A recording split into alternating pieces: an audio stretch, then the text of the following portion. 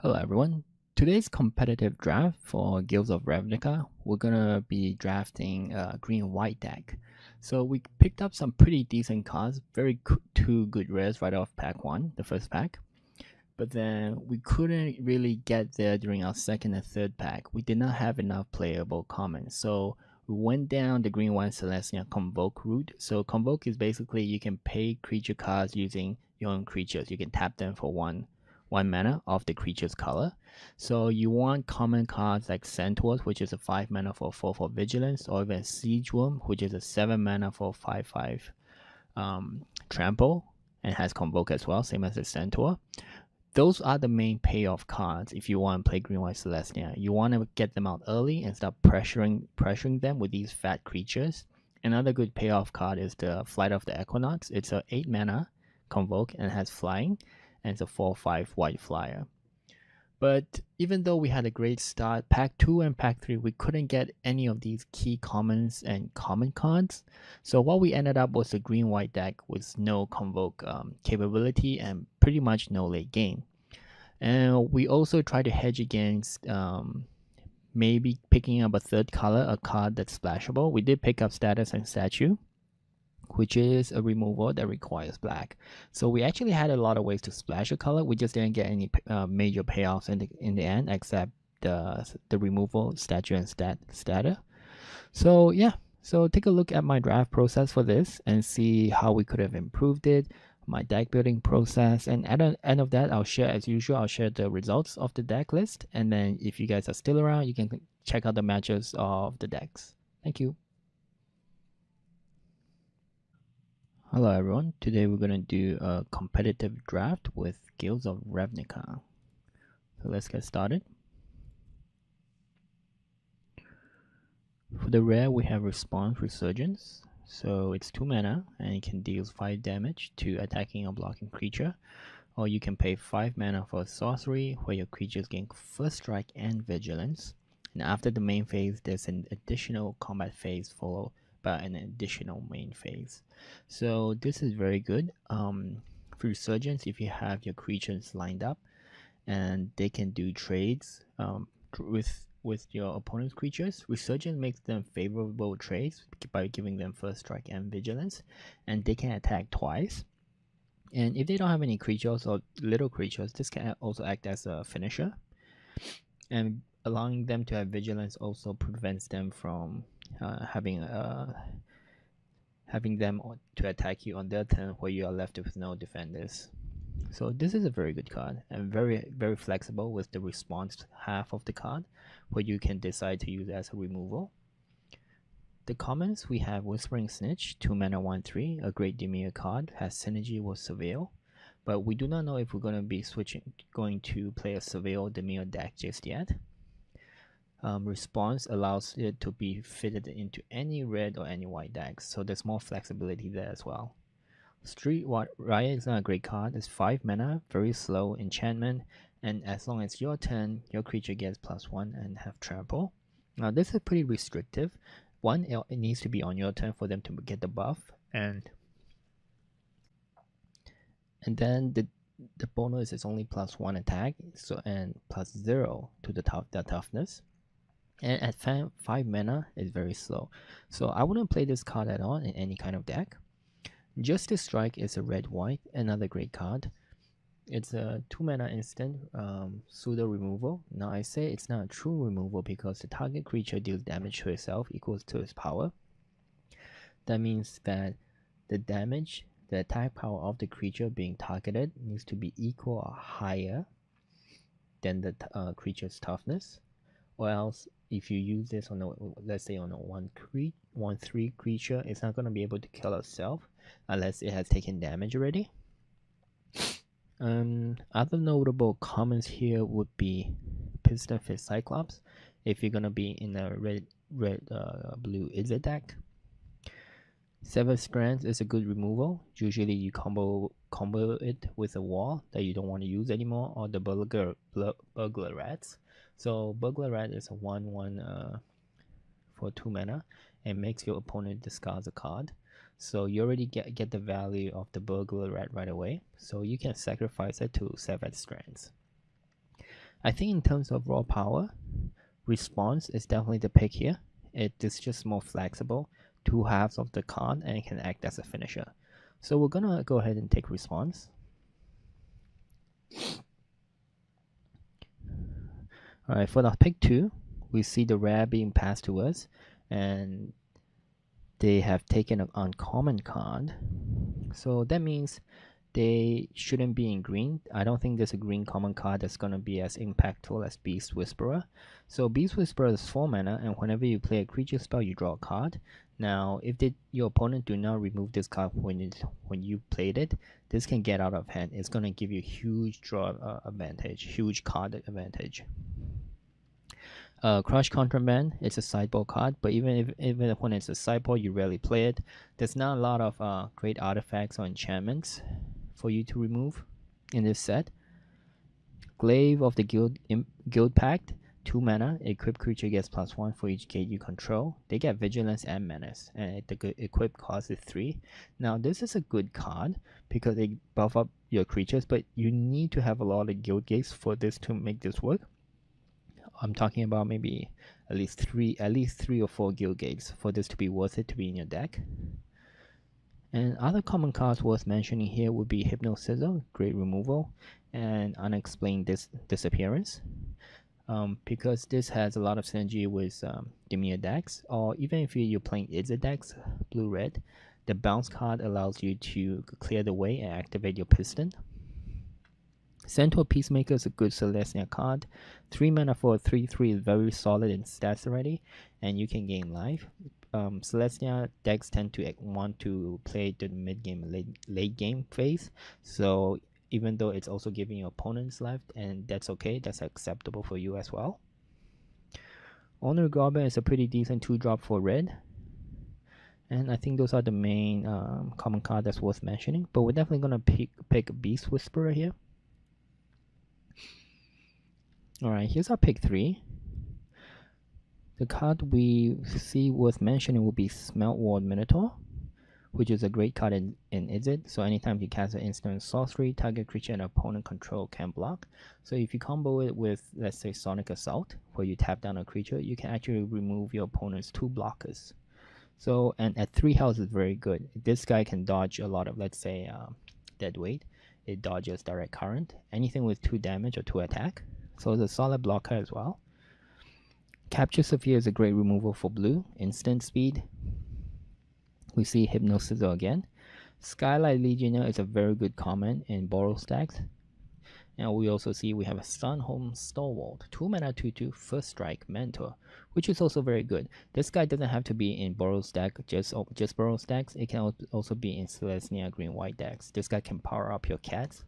It can power up your 1/1 soldier tokens from Swan Companions. So I think we're gonna go with Sunhome Stalwart because it takes a lot of good commons and uncommons for Idza to work. Sunhome Stalwarts give us flexibility because right now we can either go green and pair it with Beast Whisperer, or we can go red and pair it with Response. So we're gonna take Sunhome Stalwart here. Our second pick will either be Skylight Legionnaire or Capture Sophia. Most likely Sky Knight Legionnaire, so there's a synergy with our response still. Right, here we have Inspiring Unicorn, 4 mana for a 2/2. A bit weak on the stat side, but whenever this guy attacks, all your creatures control get +1/+1, which is very strong, especially in the Selesnya deck, where you tend to have more creatures and more tokens. Swathkai the Giant, 6 mana for 5/5 Vigilance, and whenever this guy attacks, it deals 1 damage to each creature defending player controls. So this is a big guy, but usually Boros players will not play this because he is very slow and has no immediate impact when you play him. Normally you want creature with haste, or you want creatures to be able to do something right off the bat as a Boros player. Conclave Guildmage is a great card for green white deck. It gives you creature control. It is a 2 mana for a 2/2, or it can keep generating tokens for you too. Other commons that's worth mentioning here would probably be Thousand of Lights. Even though it has no abilities, 5 mana for 4/5 is a pretty big guy in this set. So some people underestimate this guy a lot, but this guy is very strong. Strong common card for in any card that runs black. Looking at all these the 3 comments, I'm thinking I'm gonna go with Conclave Guildmage. There's more flexibility there. It has late game relevance as well. Inspiring Unicorn is pretty expensive for 4 mana, and you need other creatures to make this guy worthwhile. You need other creatures on the board already.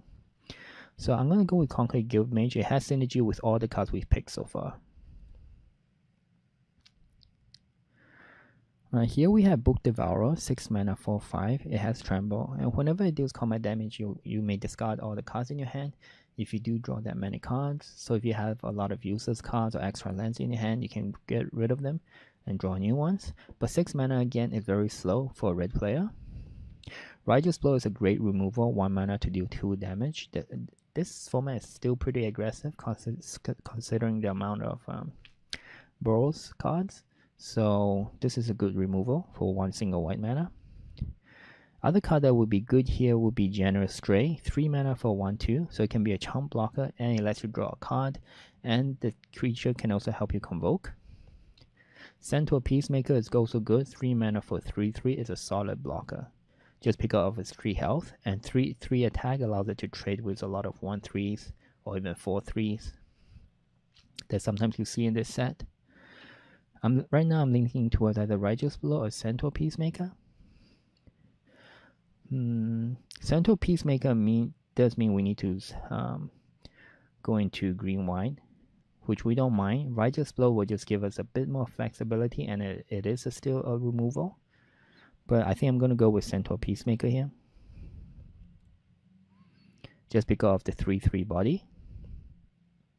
Here we have Crossroam, which is 5 mana for 4/1 flyer, and if you have paid 3 mana, you discard a creature card, you can bring this guy back in your hand, but then you will need to play it again, so it's kind of the cost is probably 8 mana in total if you want to get it back. But this guy fuels your graveyard, so if you have a useless creature or a smaller creature that's late game that has no big impact, and Crossroam happens to be in your graveyard, so you can bring this guy back and make another 4/1 flyer. Crushing Canopy is a great sideboard card. You can even mainboard it. There's a lot of targets here. You can destroy target enchantment. You can destroy luminous bonds. You can even destroy flyers too. So this guy is a card I would mainboard. Other good cards here for Selesnya would be the Shieldmate, 2 mana 2/2 with Vigilance. Now Crushing Canopy gets passed around a lot because green is probably the weakest color in that set, so not many people pick it. The Shieldmate, white players can pick it, and even green players can pick it first. So I'm thinking I'm gonna take Shieldmate first, and hopefully Crushing Canopy will wheel. Here we have either Hazmata Marshal, 1 mana 1/1, and whenever 2 other creatures attack, you can make a 1/1 soldier token. Usually this guy is found in more aggressive decks where you can push out more early creatures and just attack them much sooner and start getting value. Or we can also pick up Pax Favor, which is a great trick because it uses Convoke. So even though you tapped out, as long as you have 3 creatures upright, you can cast this. Wild Ceratops is 4 mana for 4/3, which is not too exciting. It has no ability and 3 health is quite low. So I'm gonna pick Pax Favor here. Okay, so it looks like we're slowly, this is picking now, so we're just picking up the average and bottom cards. We can either go with Urban Utopia for fixing, in case we pick up a bomb in pack 2 or 3. Or we can pick up Smaller Wood Shaper. Now 2/1 is very, very weak, but it does let you look at 4 cards, and you can either find an enchantment card like Luminous Bonds, or find a bigger creature and play it.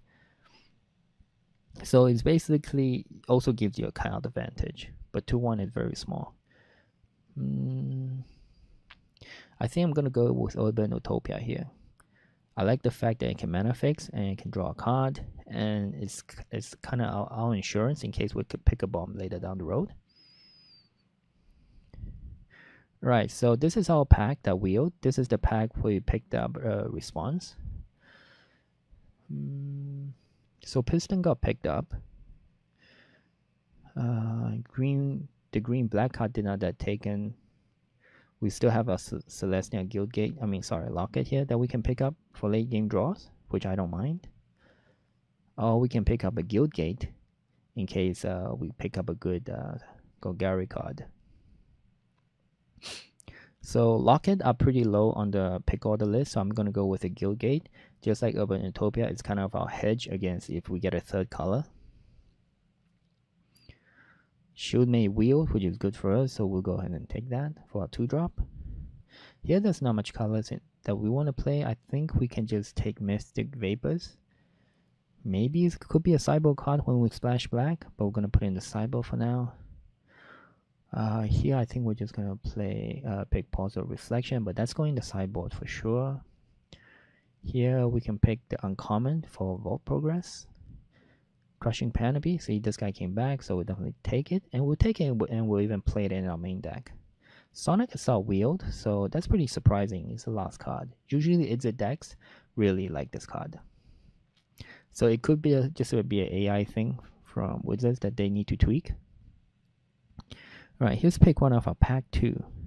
So we see Crackling Drake, another great Wizard card. Lets you draw a card, and then the attack power depends on the total number of instant and sorceries you own in graveyard and exile. So don't forget, also counts exiled cards. We have Silent Dot for removal if we need it. It is colorless. For green cards, we can have Locket, but I don't think we should pick it this early. We can have Porticulate Vine, a 1-mana 0/3 wall, which is a very small wall. But you can pay 2 mana and sack itself and draw a card. Usually I would play this guy in Golgari decks because it fuels the graveyard too. Or we can pick up Chromatic Lantern. Lands we control add 1 mana of any color. And this guy also provides mana, which is good. So this would be a great mana fixer for us. So I'm thinking whether we go Chromatic Lantern or Silent Dot. Silent Dot is a pseudo removal. It deals 3 damage for 4. So you can think of it 5 damage to deal 3 damage to target creature. Nothing else is too exciting. I think it's too late to pick up Crackling Drake. It needs double red and double blue. Blue is not a color we want to get into. In terms of black, Spinal Centipede is not a card towards getting to black for. So I think I'm going to pick up Chromatic Lantern just as another hedge against splashing a third color. Alright, for the cards here, we see the uncommons. We have Legion Guildmage, red-white. It has a lot of abilities. You can pay 6 mana to deal 3 damage to each opponent, or you can pay 3 mana, you can tap down one of the creatures. So basically 3 mana plus this guy, and you can always remove the best creature away from combat. We have Beacon Bolt, a great easy removal card with Jumpstart or Inescapable Blaze. Usually I don't play this in any of the red decks. 6 mana is way too slow. Even though it deals 6 damage to any target, it's too late game for it to matter. Good cards here is Whisper Agent if you happen to be playing Demir, or just blue or just black. Artful Takedown is good. It's a great removal, but I don't think we're going to splash 2 extra colors for it. We're definitely leaning towards green and white right now. We're still looking to splash a third color. I think red could be our third color over here because of Legion Guildmage. Intrusive Backbeast is a Boros card. Usually you want to be aggressive when you play this guy. Wary Okelpie is 3 mana for 3/2 Vigilance. Now this guy is just a filler. Usually you only play this guy if you have nothing else to play. So I'm thinking I'm going to go with Legion Guildmage just because we play white and I think we could splash red for it, but that remains to be seen. So we'll go ahead and pick this guy first. Alright, let's see. Here's our pick 3. So good cards here to pick would be Okran Assassin, splashing black. It has 3 mana for 1/1 Death Touch, and all creature has to block this guy if able. So that means if we have a whole bunch of creatures and we attack, the opponent has to block with everything on our assassin, leaving our other creatures free to attack more. Hit the opponent's face. Status is another good card. 1 mana trick, where our target creature gets +1 and gain Death Touch. Or we can splash for black and get Statue. Destroy target artifact, creature, or enchantment. I think Statue is definitely a card worth splashing, much more than the Guildmage. So we could pick it up and decide to splash black. Generous Stray is another good card, but I don't think we need to pick it this early. Same with Prey. Statue definitely a stronger removal than Prey Upon. Prey Upon we need kind of a fat creature in order for it to work. Right now we don't have any centaurs, we don't have any giant worms.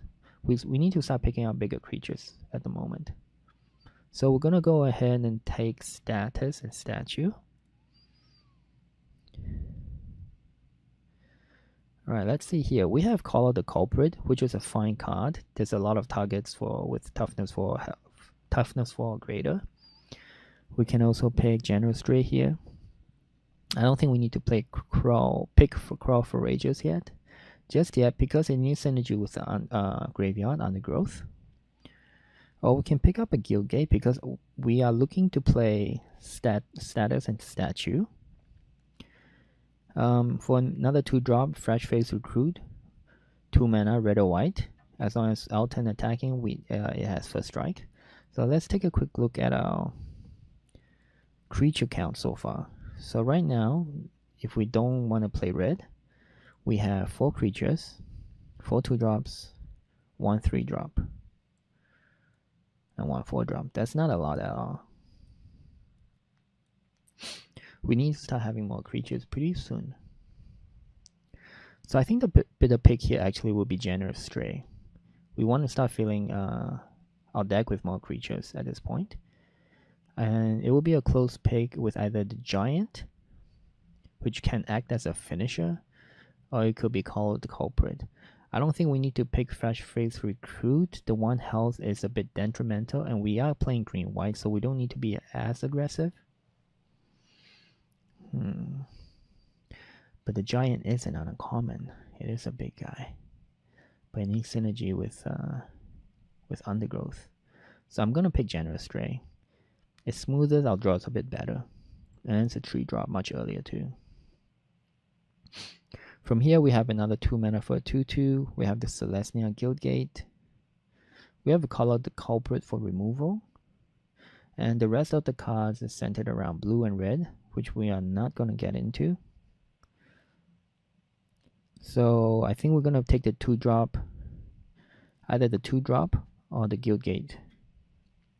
Guildgate does help us with our mana, but we are already playing Urban Utopia, Chromatic Lantern already too. So we might not need Guildgate as much as we need a 2-drop. So I think I'll go ahead and take the 2-drop. Here we'll pick up either the Cat or the Centaur again. I think the Centaurs are stronger than the Cat. I really like Cats. I like both of these cards, but I really like having a creature that's a 3 attack and 3 toughness. Here there's not much for us to take. I'm gonna take the Guildgate as a hedge in case we want to slip back to red again. Here the only really true option is either the Lockstone Restorer. It's a 6 mana 3/4 Convoke and it heals us for 4. Or we can pick up another Trick.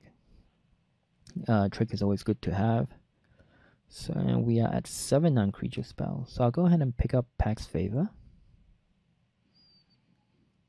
Alright, here's the pack that wheels for us. Again, we're seeing Sonic Assault come back. We're seeing Invert Invent come back as well too. So it looks like we don't have any Izzet players in our AI opponents. So I think the here to pick would be Silent Dot. Silent Dot for pseudo removal. Here we'll play Wary Okapi. Here's are the late pack picks, so we'll just go ahead and pick whatever's left over for us. We'll take the Cat. For Rogers came back, we can take that. It is a 5-drop. We'll take Hollow the Culprit. Or maybe we can pick Golgari Locket. Right now we have 1, 2, 3, 4, 5, 6, 7, 8. 8, 9 creatures. Yeah, let's go ahead and take Hollow the Culprit. So now we have 9 non-creatures. Let's put our removals together. We have 2 mana fixes, 2 tricks, a lot of instants. We have a lot of instants. We have 7 instants. We'll take Guild Summit for vote progress, Enhanced Surveillance for vote progress.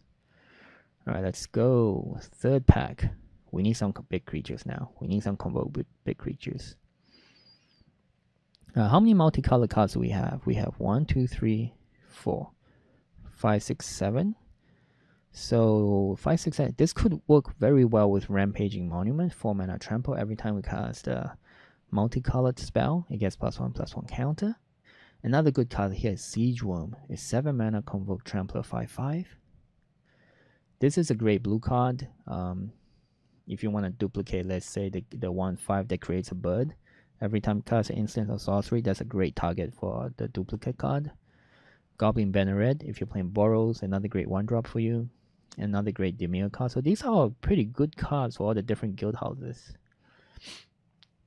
I think I'm gonna go with Rampaging Monument, and hopefully our Siege Worm guy comes back. But I don't see it happening. Siege Worm is a very good card for Selesnya. Alright, here we have Swarm Guildmage, a 2-drop. We are splashing black for statue and status. We can heal ourselves, or we can make it so that the creature we control gets +1 and menace. We can even get dead weight for removal. We have 5 2-drops right now, or we can get Vigor Spore Worm, but I don't think Vigor Spore Worm, we need to pick it up this early. So we could pick up Guildmage. Guildmage or dead weight.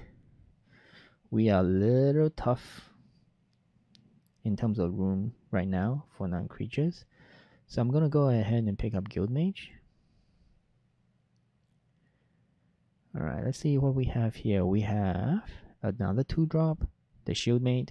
We have a Beetle, where when it enters the battlefield, put a +1 counter on a target creature. We have Molder Hulk, 8 mana, and it costs 1 less for each graveyard for each creature card in our graveyard, and we can return a land card from our graveyard to the battlefield. So this is pretty decent. I mean, it's okay. It's not a super bomb, or it's not a super great card, but it's average for Golgari deck. Dimir Spybug, auto include in Dimir decks, or Golgari Raiders, another Golgari card. So we don't have much choices here. I think the choice mainly is either between, say, Molder Hulk or maybe Shieldmate.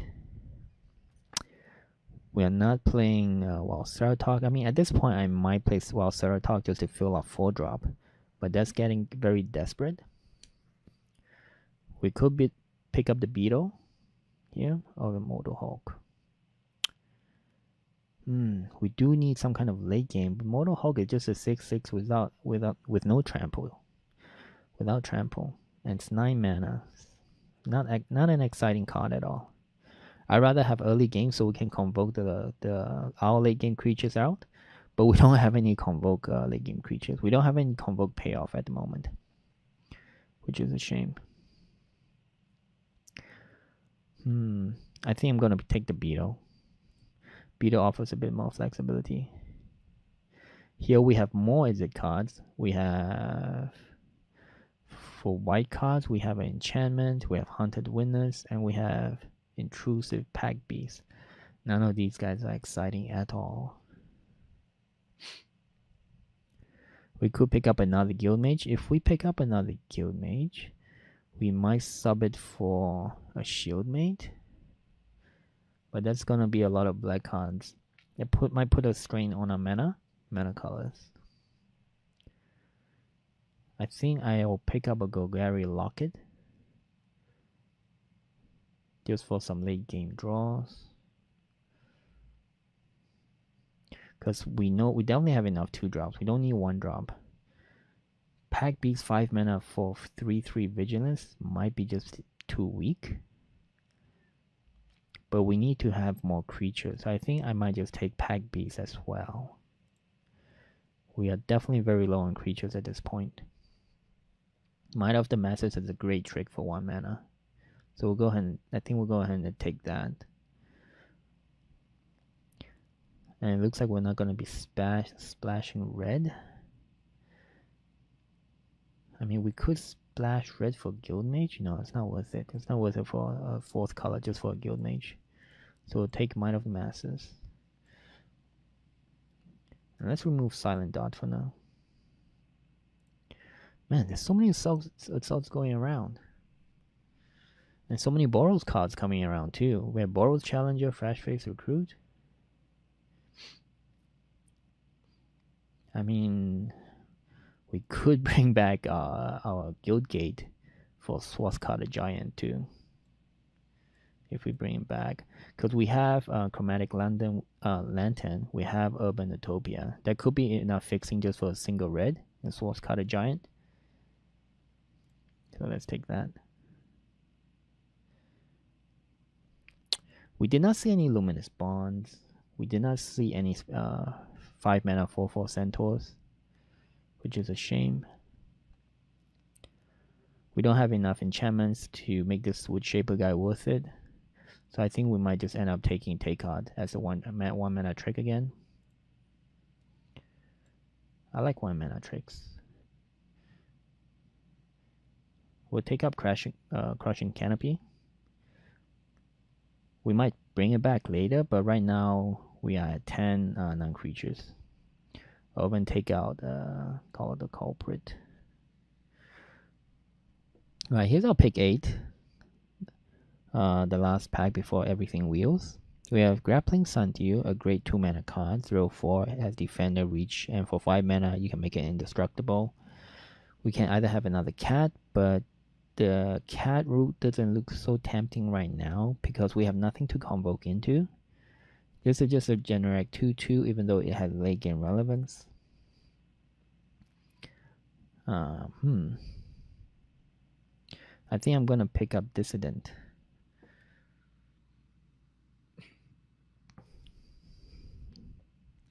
Pick up Dissident or Grappling Sundew. I think we need to be a tad more aggressive, so I'm gonna pick up a Dissident because we do not have late game payoffs, which is kind of sad. Here's our pick 9, so everything wheeled. We see Izzet cards and Boros cards come back. We'll take another Urban Utopia, although we play it. So here's something good. It's a bit of a good news. The Vigor Spawn won't wield. We'd gladly take it. We'll take Golgari Raiders, but I don't think we'll play it. Same with Pause for Reflection. Put in the sideboard. And here's just the leftovers. Now let's put our deck together. Our deck does not look strong at all as of right now. With 2 cats, I think I might just try to play 16. Right now, I don't know if we want to splash for red just yet. I don't think we need to splash for red at this point. I mean, Swathcutter Giant is a decent card, but I don't know if it's splashable. Trying to just splash for it. We don't need mountains at this point then. We'll have a Guildgate, Black Guildgate. We have 1 Urban Utopia. And then we have the Mana Fixer. So at this point, I don't think we even need Chromatic Lantern either. So we'll take it out. Urban Utopia and 1 Guildgate should be sufficient just to splash for statue. We'll take out the Swarm Mage as well. We definitely want more greens than whites. 7 white or 7 green? 7 greens, 8 white. I think this ratio is fine. We want to make sure we can also have enough double green to get our Beast Whisperer. So I think this is fine. So let's look at our non-creatures. Alright, we're keeping Urban Utopia. 2 packs favor is fine with us. Might of the Masters for sure. Status and statue. Removal. Take response for removal. And take out is also a good 1 mana trick. So it looks like we have 7 non-creatures. How many creatures do we have? We have 17 creatures. Is anything worth not taking out? We can take out Pack Beast. Seems pretty weak. We have 7 2-drops, 5 3-drops. Probably we don't need Warrior Okapi. We can put in other stuff. We can put in Crushing Canopy for removal. Alright, what are we at right now? We can put in one more card. What other card is worth putting in? We could take out one planes, put in this Guild Gate and splash for Swarth Cutter Giant.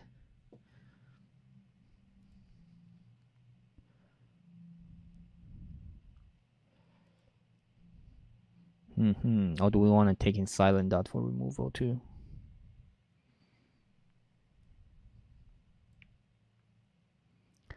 Decisions.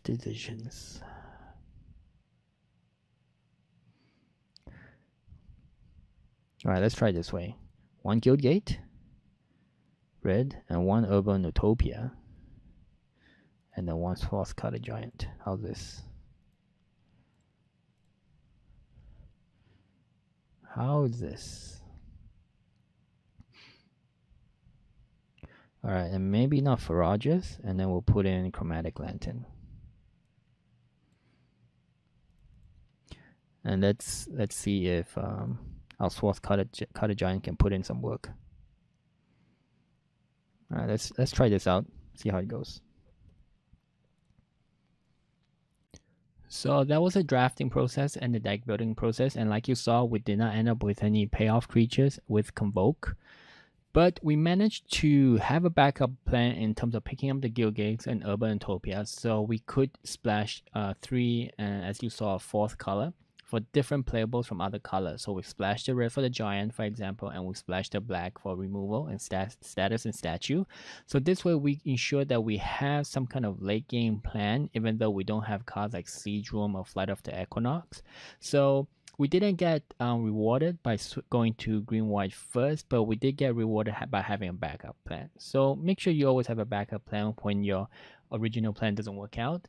And the deck ended up at 4 wins and 2 losses, which I'm always happy with. I'm always happy with just 3 wins. Unless my deck is full of bombs and I don't get like 4 or 5 wins, then it's a bit disappointing. But 4 wins is decent, it's respectable. And yeah, if you want to keep watching, I will be showing the games next. Alright, here's our first match. We're playing 4-color Selesnya. We got 3 colors off the bat. We have a Chromatic Lantern, but our opponent is going first. We have 2 cats as well. And the mulligan. So let's keep this. And they put one at the bottom. Good sign for us. We're going to be playing both our Guild Gates.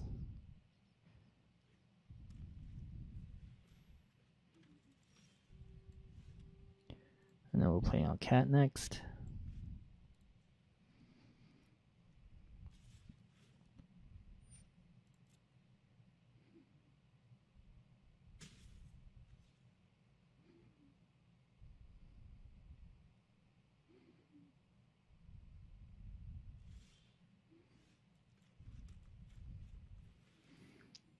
So this way our cat can chump the 2/1 unless he wants to play 2 mana to make it fly. Or he maybe eats a removal, which is also decent. We don't mind our cat eating a removal. So we have 1 trick, 2 tricks in our hand, and we have statue and status. Here I think we can play both our 2 drops. Just to spam our creatures.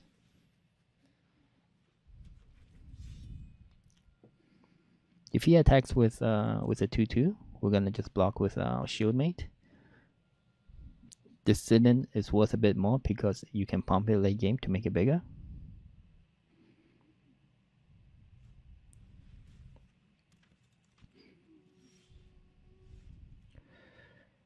Alright, do I want to swing for 6? But if we swing for 6, he's gonna backswing for 6 as well. But we do have one guy that's vigilant. Okay, let's go attack.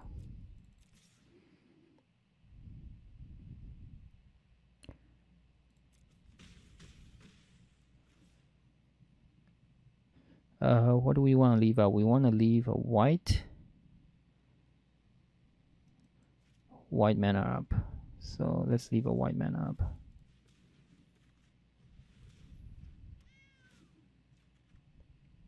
Because Might of the Masses can pump it much higher, but luckily we drew a forest.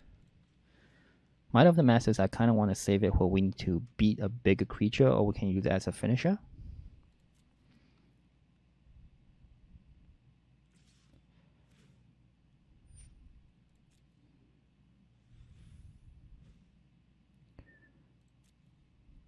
We cannot block that, so we'll just take the damage, out 10. And I think we can just push with everything again. We have a lot of tricks up our sleeves.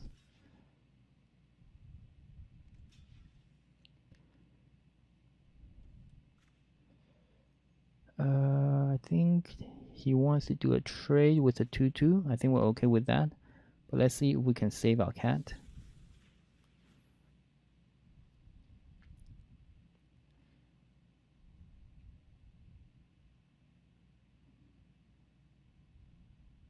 So this way we also heal for 4. He wants to sure strike it. So we'll simply make it have death touch. No, actually, this doesn't give us indestructible. So he's gonna swing for 5. We can use Might of the Masses here. But that means we won't be able to play Whisperer this turn.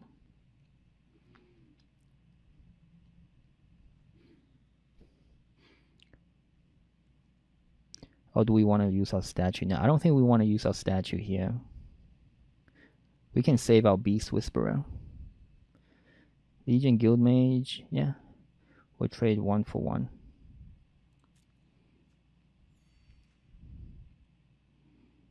Three, 4, 5, 2. Alright, we'll do the trade. And we'll play our Beast Whisperer.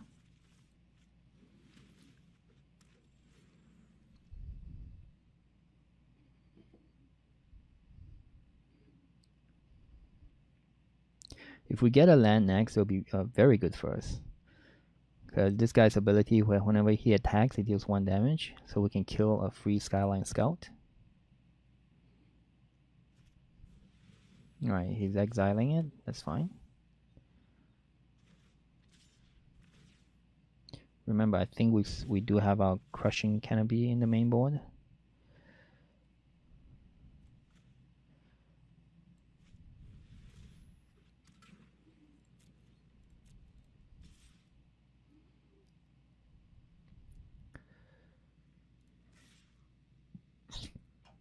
We can try to remove his Guild Mage like this.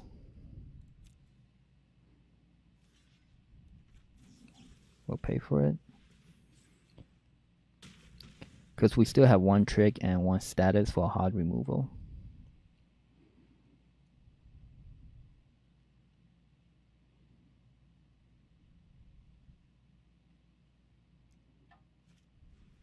The Dev Champion. So he can keep generating 1/1 tokens. We're not going to attack here. We're going to play our Swath Cutter Giant and pass.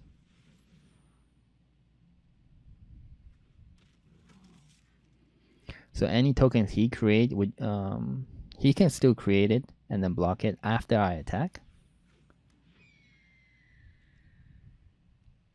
But it looks like he doesn't have enough mana to make tokens here. So we're going to go ahead and attack with both guys. Looks like he's not tapping down. Oh wait, sorry. His Guild Mage is already dead. We'll attack with both. Scout and Hawk dies. Unless he wants to save it with a trick. Pax Favor.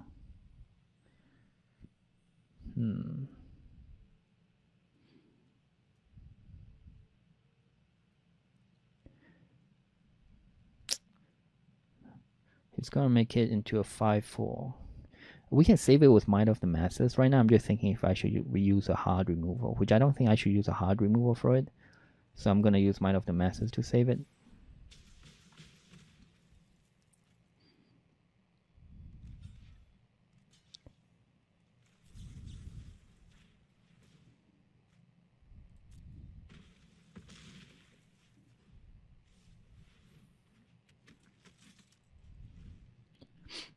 Because he might play a bomb, like some kind of crazy angel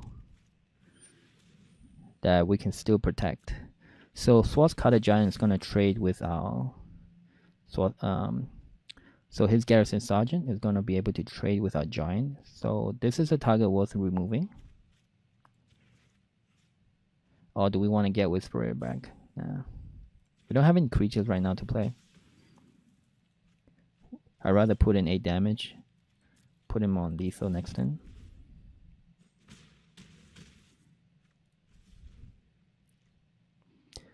So he has to play both cards here and then block my Giant and block my Shieldmate.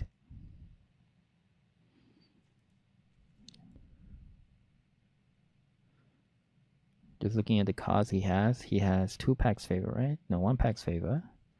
Sure Strike. He has a Hawk, 2 Scouts.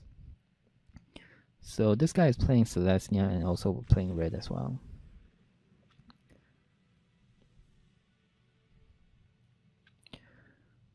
Do we want to splash for Mephitic Vapors? We are splashing black already. There could be an argument to be made to splash for Vapors. But what would we take out for Vapors if we do?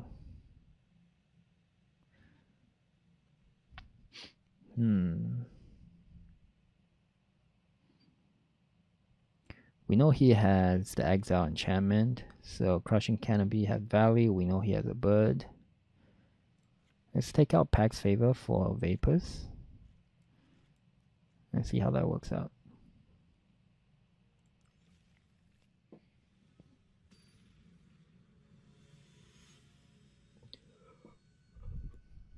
Right, here's game 2 of our first match.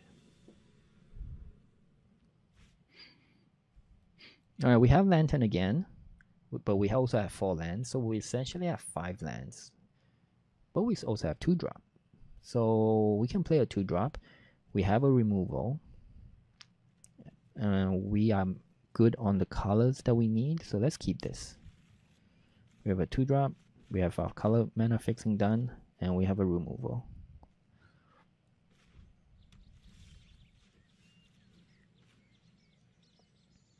Move your land to the left or right, or just hover it. Pick it up and hover it. And your card draws go super fast. So we're going to play our Lantern next. We don't have a forest yet. He wants to trade. No, I will not trade with you.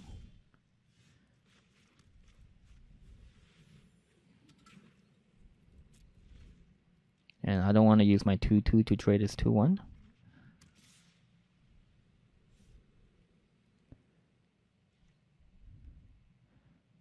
He has a 4-drop. Maybe that's why he doesn't want to attack anymore. There we go. Alright, let's see here. Playing Beast Whisperer is really going to set us back on board presence. Or we can play Centaur and double block the Restorer. That would work too.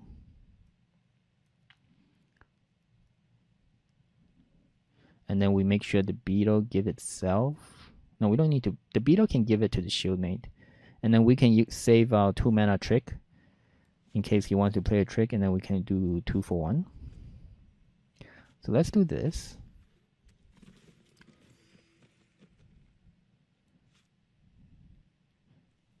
And then we'll pass the turn.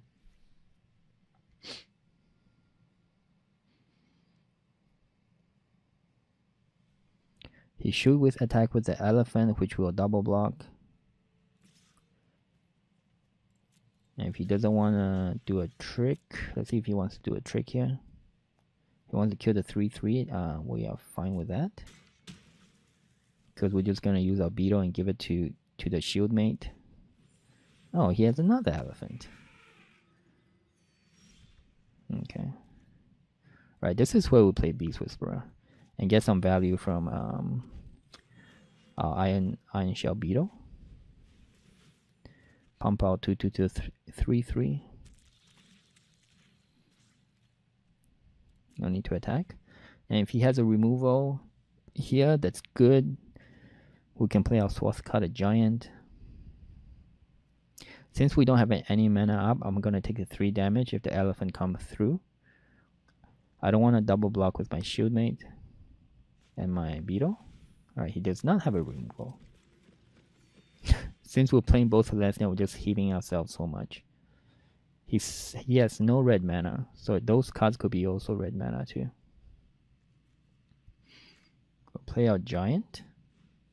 Get a card draw from Whisperer. Play a land. We're not going to attack.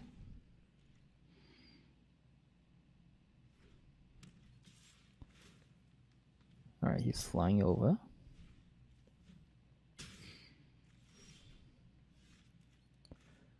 We shall play and draw a card. Play a creature, draw a card. Alright, we have our trick. We have 2 tricks here. Now we can attack using Resurgence. So everything have Vigilance and First Strike. So we will attack with 3/3, 5/5, and 2/3. And let's say he double blocks. Double blocks my Whisperer. He will need to use all 3 in order to kill it, because we are going to have First Strike.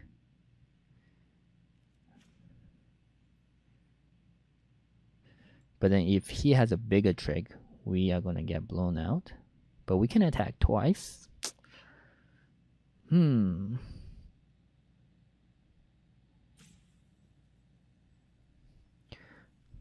Last time we were tapped out. And he did not attack, even when he had 2 mana up. So that tells me he does not have a trick. So let's try this. I'm gonna bank on the fact that he does not have a trick.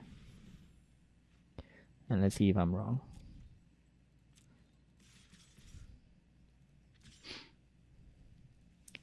I don't think I need to send the Beetle to fight. It's just gonna get chomp blocked and die. But if he chomp blocks it, I think that's okay. We don't really need the Beetle.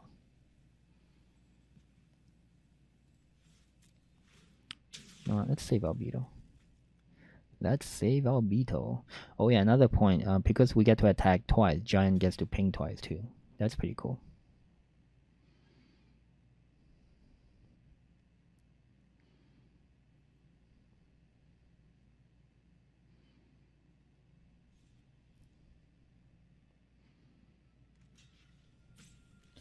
So the Shieldmate has to block, or else he's gonna die next turn and lose the point of the chomp.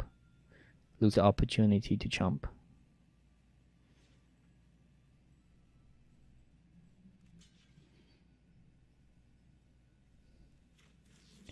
So save my Whisperer.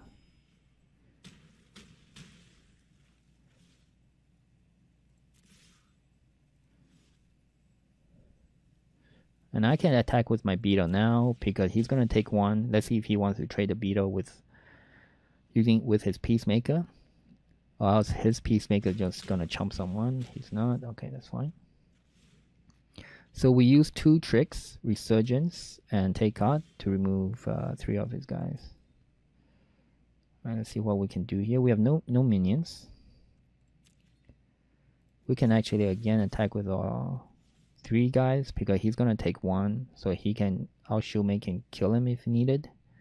I'm not gonna attack with my Beast Whisperer. Here's my card engine down the road.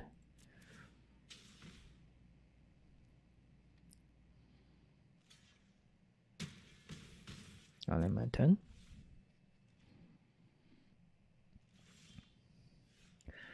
Alright, we can draw 2 cards here, one from Cat, one from Beast.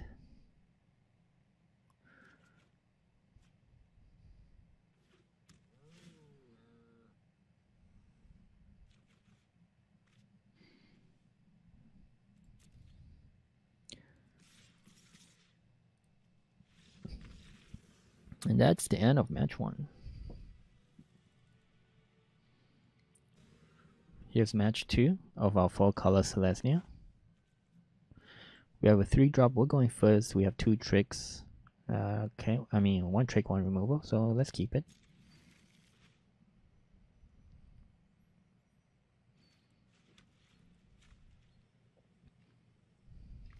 We'll play double white to set up response if needed.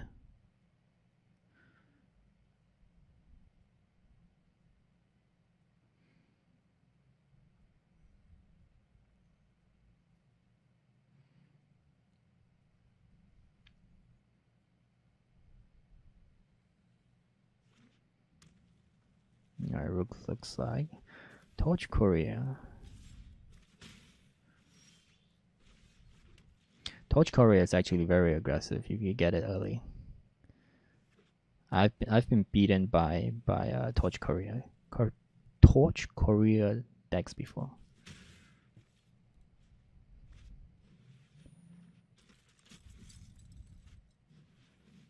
Banneret. Oh lord. 3 1-drops. Okay. Vapors is coming in next game.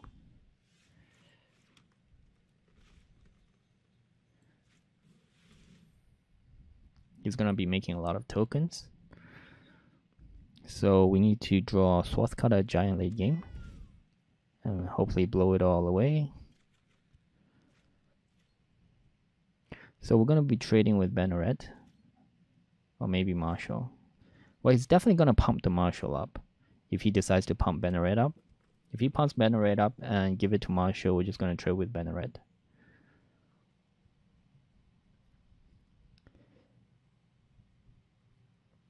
Let's see what he does here. Maybe a Sky Knight Legionnaire.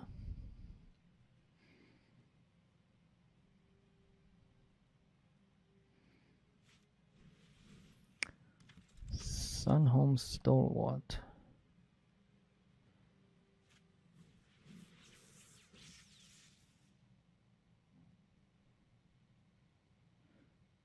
So he should attack with Hazmada. He's gonna only attack twice.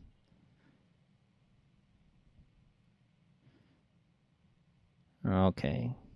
So now the Boros decks are running cards like Maximum Velocity. For my next turn, I may need to not cast anything.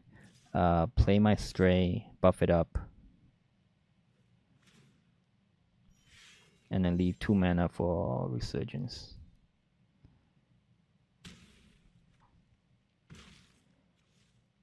Now he's able to get 2 Mentors off.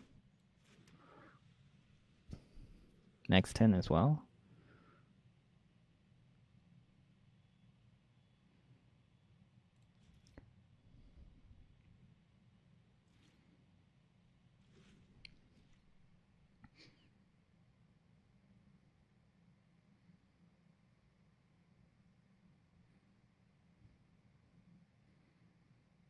If he attacks now, everything's gonna become 2/2s. I need to remove the mentor creatures first.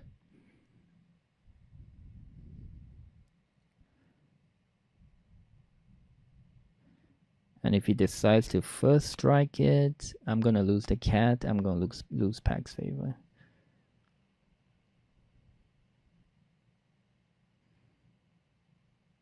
Let's see what he does here. Maximum Velocity again. Okay. And he's gonna pump up the Banneret. Maniacal Rage, sure. He gave up Experimental Frenzy.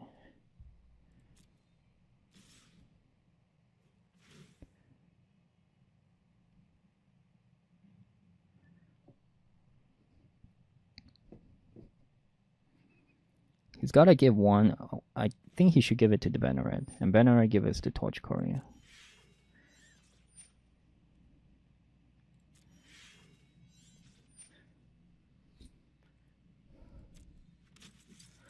Now we don't need to block the Torch Courier. I think we need to remove 2 of his Mentors. So we'll do this. We cannot block the. We don't want to block the first striker anyway.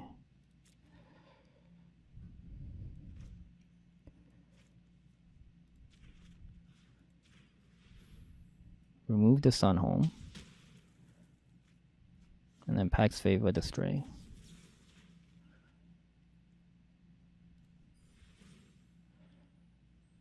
Yeah, this should be enough.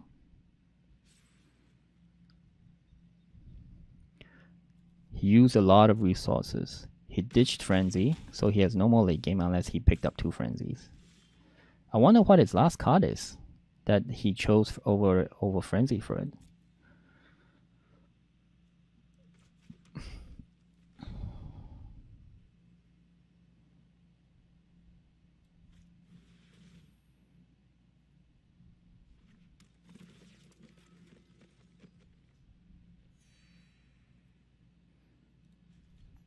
Right, let's assume that's a sure strike.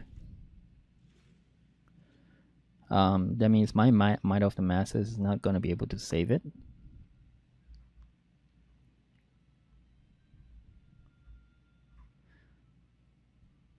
So if that's the case, I'm gonna just chump. Make a straight out block Peacemaker and Hazmata. So this way I only take 2, in case he sure strikes at 3/3. Because even if I block the 2/2, he sure strikes it. I'm gonna take 3 damage. And if he doesn't have sure strike, I don't mind trading my 3/3 for his 2 cards.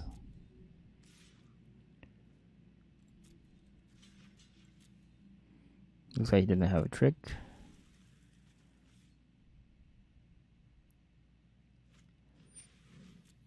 Alright, Bodyguard's fine. Our cat can deal with it.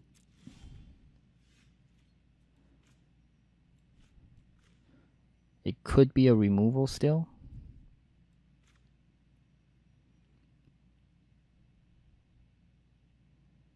The problem is if I play this now, I cannot use Might of the Masses next. And I need to remove that Bodyguard for sure. And this guy needs to draw a land, because he's at 3 lands. He needs to draw a land. It's time for you to draw a land, buddy.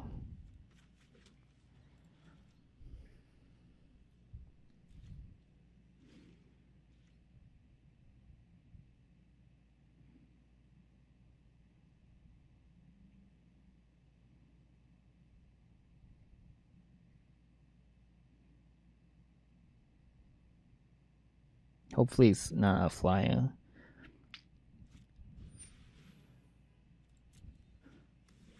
Five mana. Oof. This is terrible.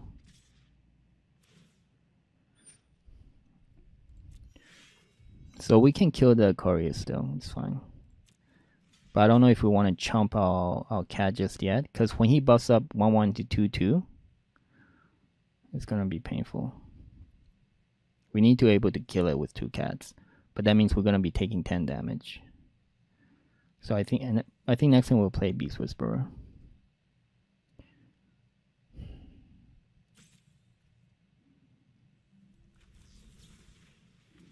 This guy is drawing very well, considering he's only had 3 mana. And nothing costs over 3 yet.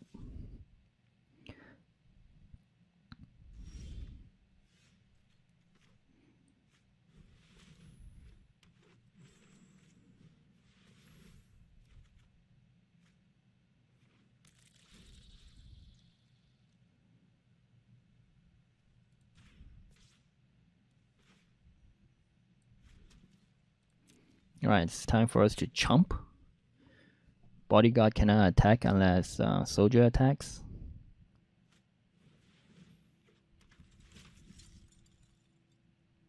Five, 6.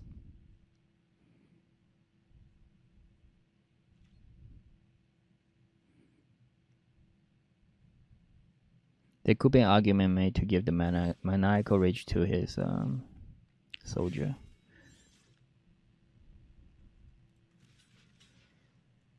You're a chump.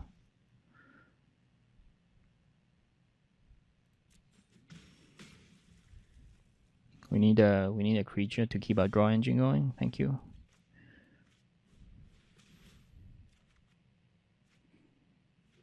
And then we have a removal here.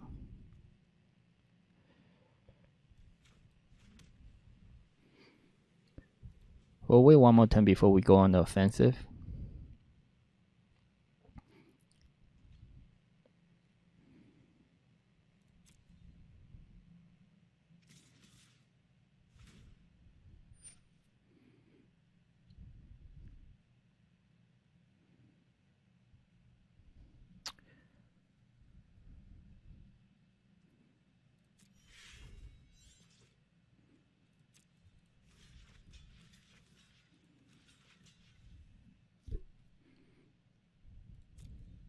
Let's see if you have any tricks to play.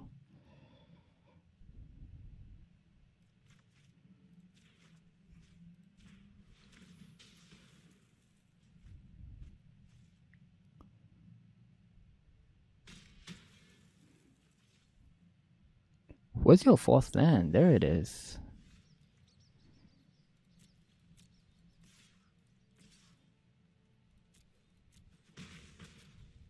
Not gonna attack with my guild mage. I'm gonna create tokens with it.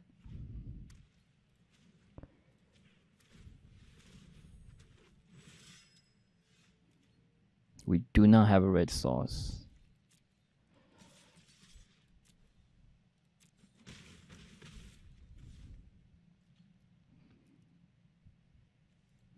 Man, his experimental frenzy would have helped him so much here.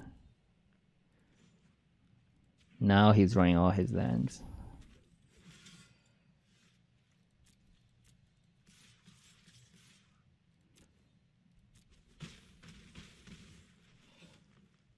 I'm really curious to what his final card is. He kept that card over experimental frenzy.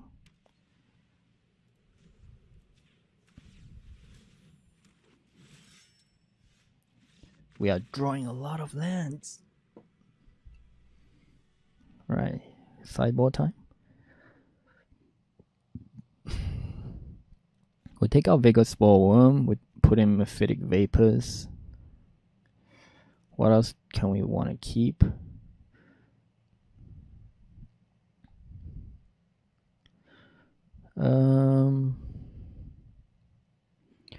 Chromatic Lantern might not as be useful here. It's only good if you want to splash, get black for it.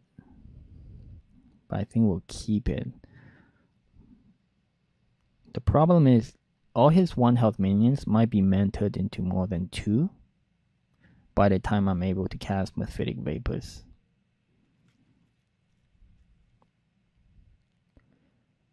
Silent Dot might be decent.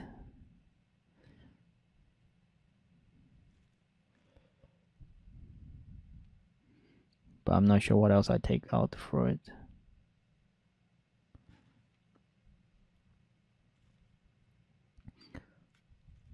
Source Cutter Giant might be a bit too slow. So I think I might do this. I'll take out the Giant. I'll take out the Guild Gate. I'll put in Silent Dot for pseudo removal. And I'll put in a Swamp. Just to make sure we can draw black. Hopefully we can draw black more consistently.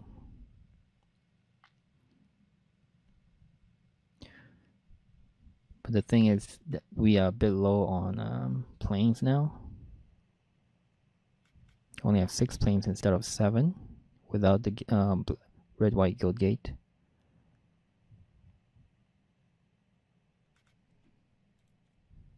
Let's go. Let's give this a try, see how it works. It's definitely a very, very aggressive Borrow stack. Playing Maximum Velocity, playing Maniacal Rage, playing Torch Couriers. This will be a good hand to keep if we had a second land. But I don't think I can risk it. Our opponent did mulligan. I mean, we have 3 2-drops. We have 3 2-drops. We just need 1 land. Ah, this is very tempting. This is very tempting. Let's keep it. I'm only keeping this because we have 3 2-drops. So even if we don't draw a 3rd land for a while, it's okay. We just need a 2nd land to get going.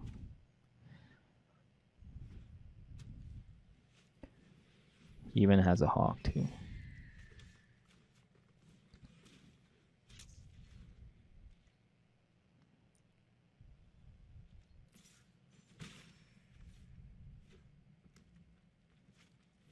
Ooh, Boros Challenger. Right, that's game. He's gonna be able to pump that bird too high. So high, we won't be able to do anything.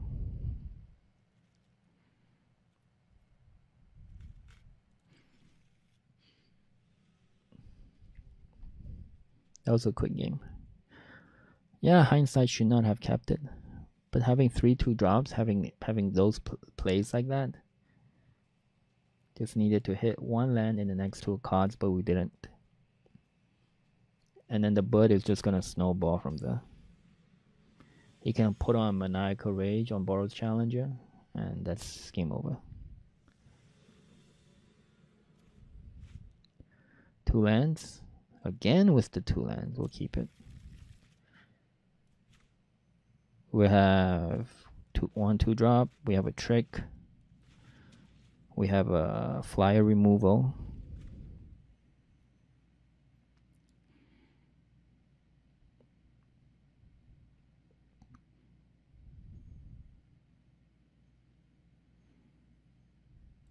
He did not mulligan his hand this time, so it should be good.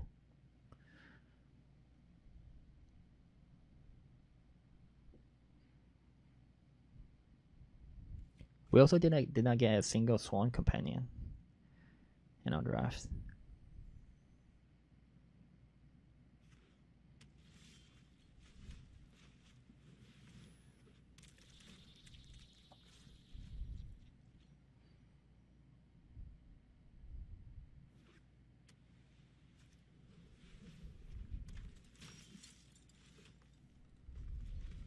We are definitely not attacking.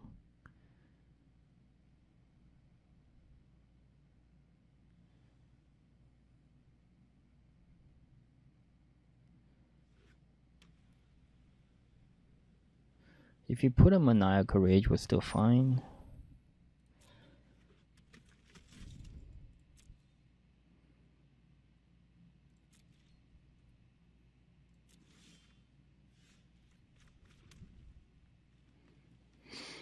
Alright, let's say he gives a short strike. It's going to be a 6/4. He's going to be able to short strike for 6 damage.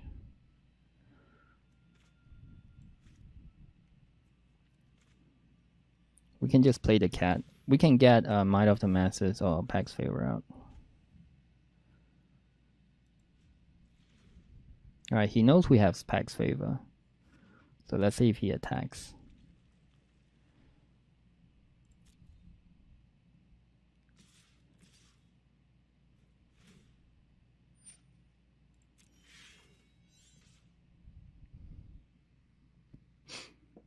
And he's going to short strike it.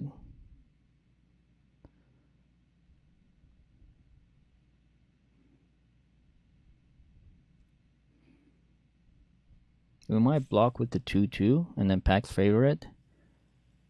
Or we're going to Might of the Masses.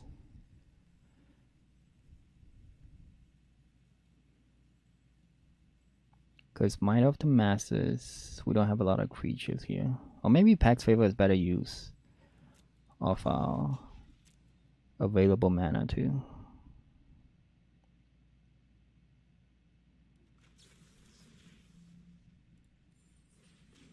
So it's going to short strike here. We slow him down.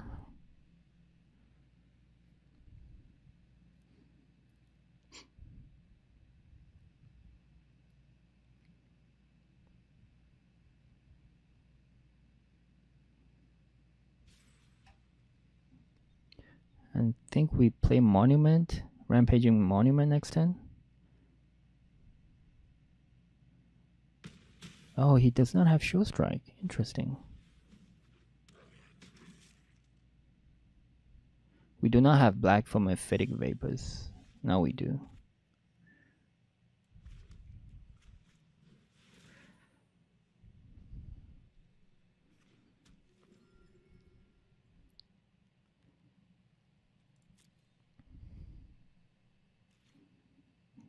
Let's see what he does here. We cannot cast any tricks. If he attacks with the Bodyguard, I think we'll just trade with Monument. I want to keep 2 creatures instead of 1 to make Might of the Masses a bit better.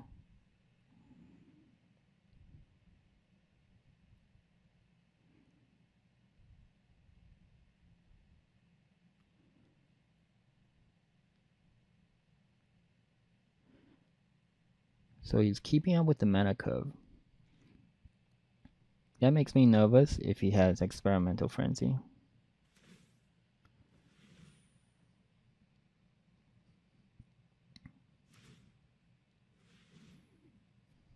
He want to make his bodyguard bigger.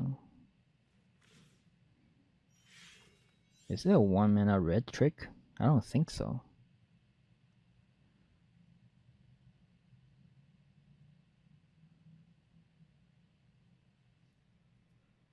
I don't think there's a 1 mana red trick.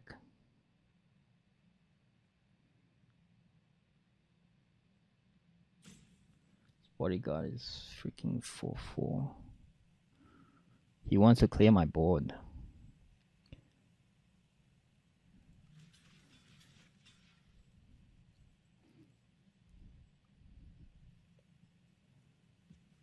I don't mind keeping the 1/1, I guess, leaving the 1/1 alive.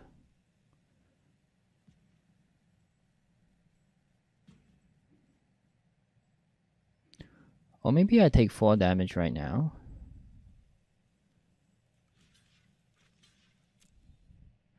And make his bodyguard useless.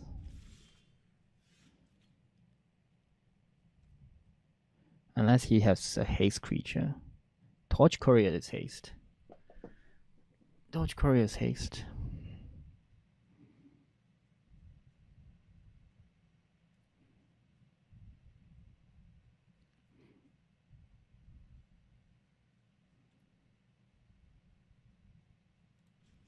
That's the end of turn. Let's keep our options open. We don't want to rush him, just in case he blows out somehow. Alright, he might have Experimental Frenzy, looks like.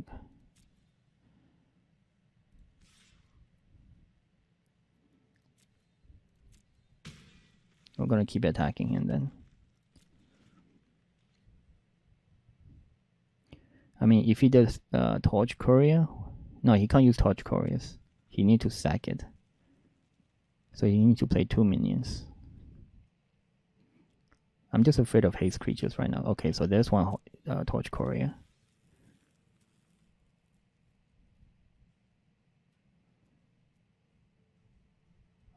I think he top decked that too.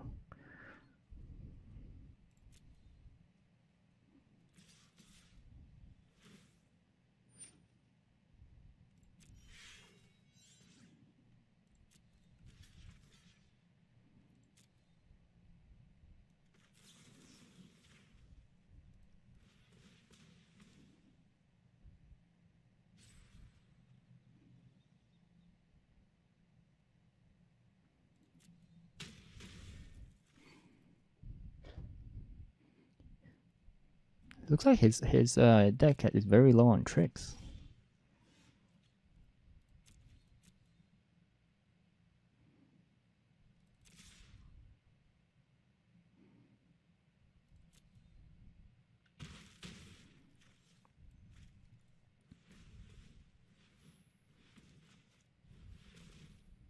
Beast Whisperer.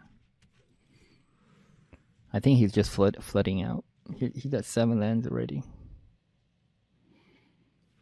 8 lands.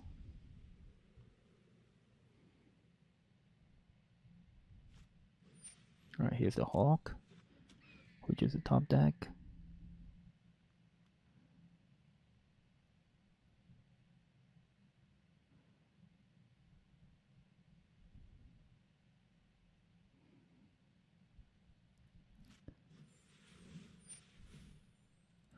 Aquanauts. That's so slow. That is so slow.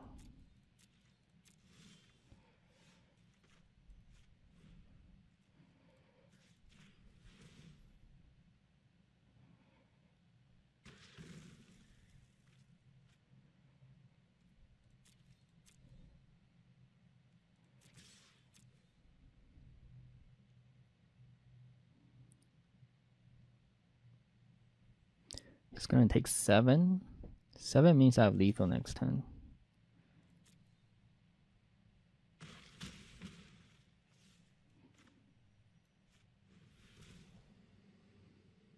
Two lands.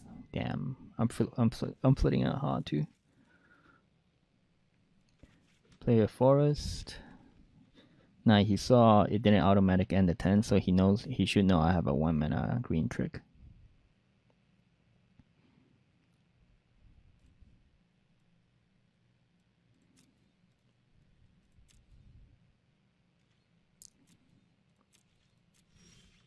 What's in your hand, buddy?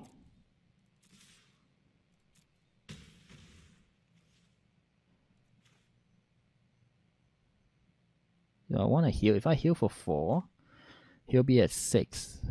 It is still lethal.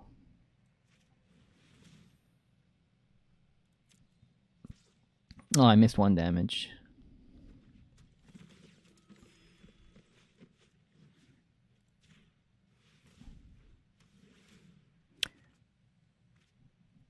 Alright, my turn. That was a misplay. I missed 1 damage. I should have thought about it. Go for the card draw first. Now that was close.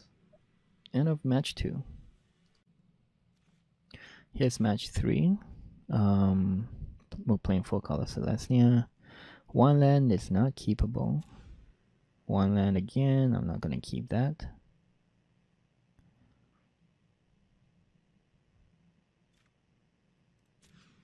No land. Easy mulligan. No land. Alright, 2 land. We'll keep. There's our green. So yeah, when that happens, there's nothing you can do much about it. You just gotta, smile and move on. It's part of the game.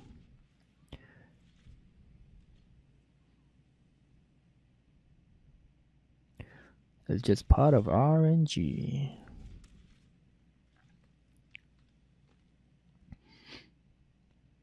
We're mulligan to what? 3 cards? Yeah, we're mulligan to 3 cards. Now we're playing against a Boros deck.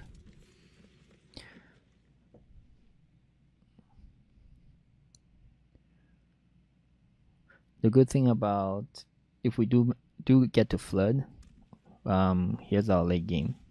We can dump it like this.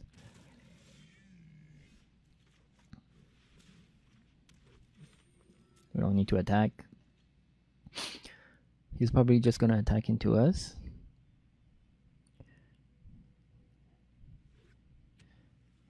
If he Sonics Assault, we're gonna be taking 6. Oh, we Dragonauts.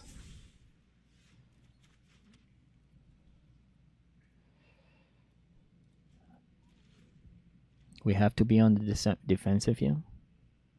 Hopefully it's not Sonic Assault, or we're gonna take 8.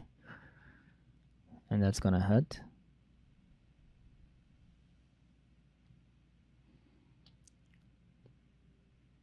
We do have Crushing Canopy for removal. Command the Storm? Sure. It's not like I can stop you. Here comes 7 damage to the face. No blockers.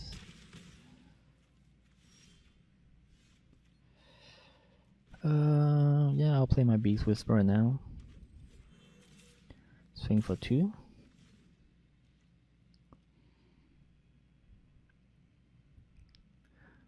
A good move next turn would be getting a 2-drop.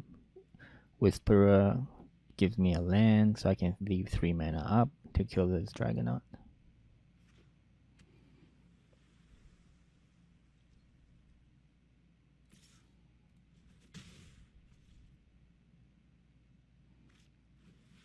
Ooh, we rarely see that guy getting played.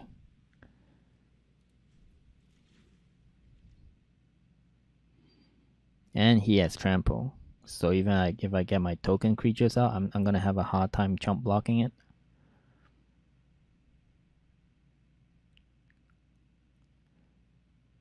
And I don't think we have any hard removal except status and statue.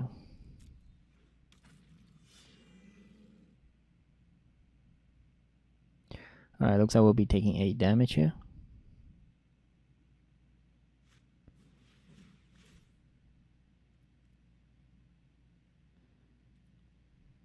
Eight damage, 11 damage, 11 damage, 14 damage if we didn't have Crushing Canopy.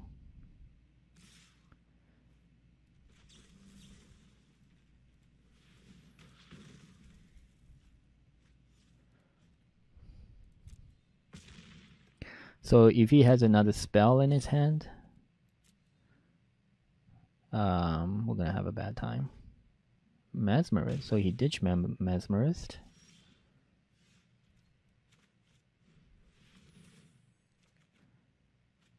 Oh, auto tapper. Auto tapper, you screwed me so hard. Auto tapper, you screwed me so hard.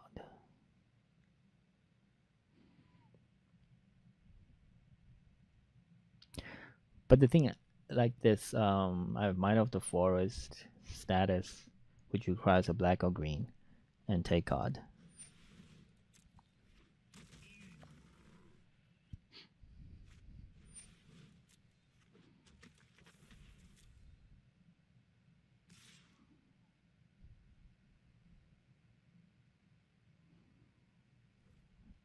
That's a strange way to attack. You can only kill one. I think I don't know what I would pick actually. You want to kill my Whisperer? Okay.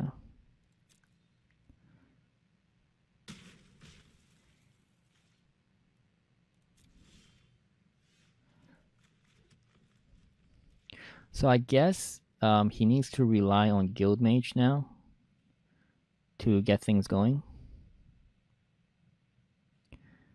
If he has a spell, I think that's a loss. It's gonna be over. He would have 4 attackers. I would only have 2 blockers.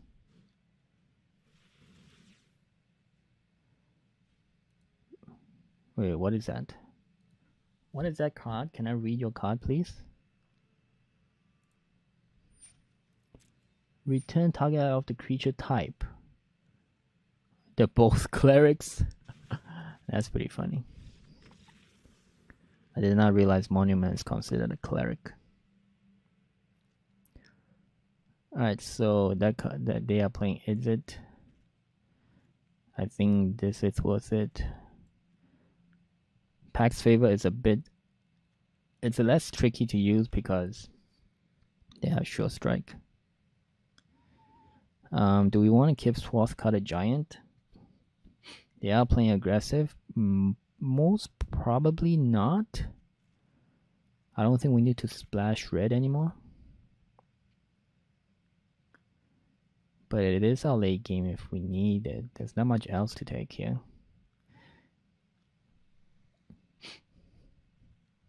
I mean, we could take pause for reflection for one of his burst combo.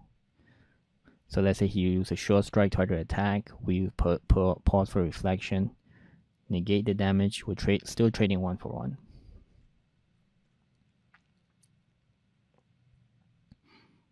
Oh yeah, let's do that. Let's take out red.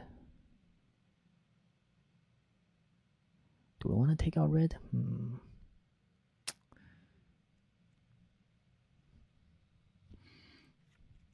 Let's take out red. Actually, we'll keep red. We'll keep red. We'll take out this Vigor Spore Worm. We'll take out the Lantern. And we will put in pause for reflection. Let's see if this tech works. Pause for reflection against massive damage combos. Wait, I'm 1 card short? I took out Vigor Spore. I took out Lantern. Alright, let's put Pax Favor back in then.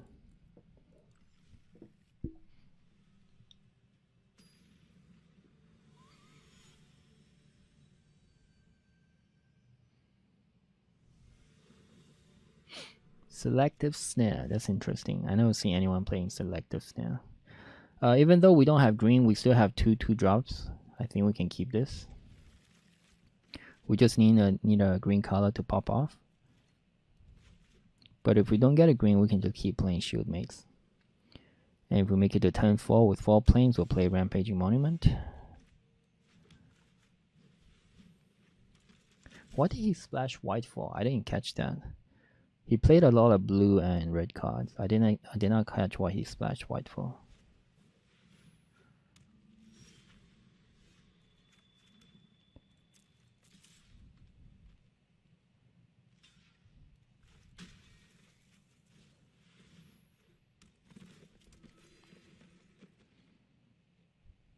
Oh, maybe I shouldn't have played. I should have played the cat first and then play Monument and then play Peacemaker. But I kind of just wanted a 3 attacker too. Playing white. Clarion. Deafening Clarion. Chamber Sentry. Yuck.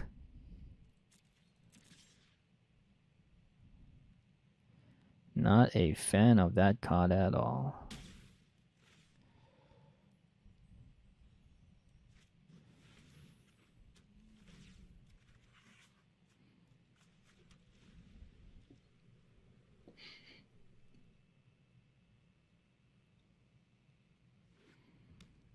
We know he plays Commander Storm.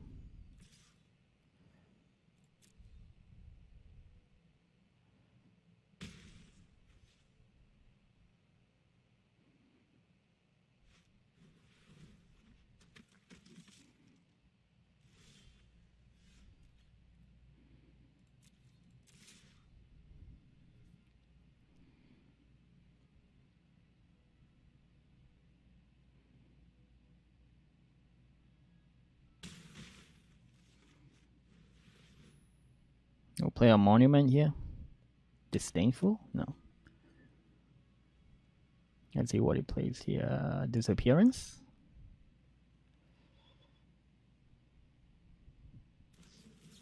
Radical Idea, okay.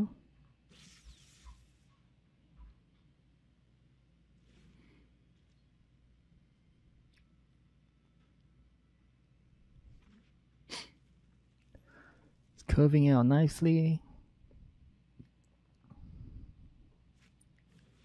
Yeah, he needed to get rid of the Monument before it got bigger. But this gives me the opportunity to play my Beast Whisperer. If I get another green card, that is.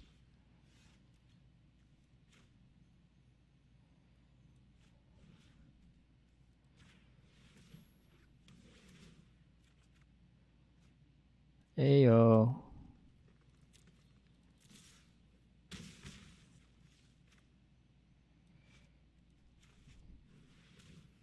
Just going for more card draw, I guess.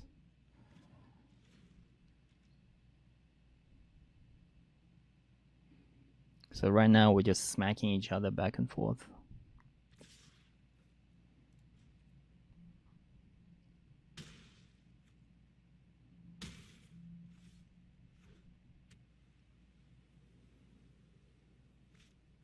Swath got a giant. Oh no. That's a big dude. That is a big dude.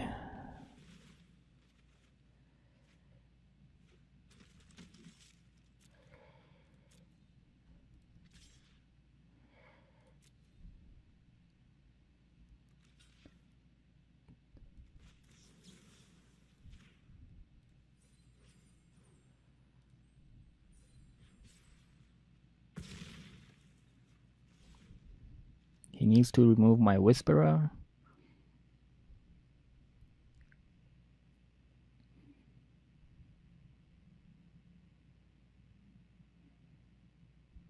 If he attacks, I'm not going to block. I'll take 5.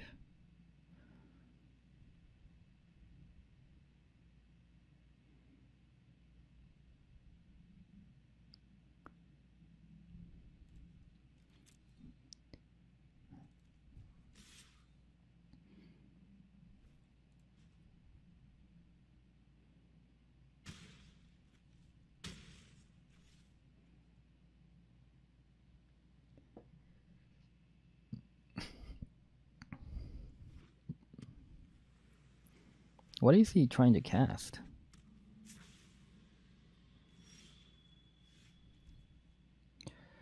Okay, I'll play my Shieldmate.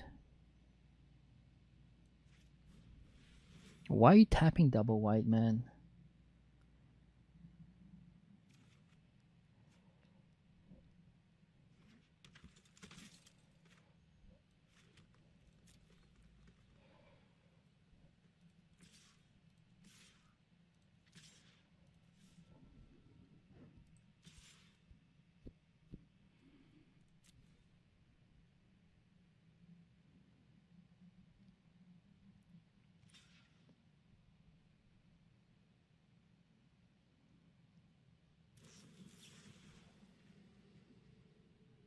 Okay, sure.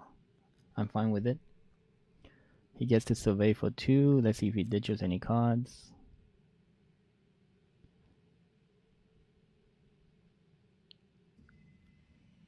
Ooh, he likes what he sees. And we have Might of the Masses. Yeah, he shouldn't have tapped white in case I got take card. In case I had take card.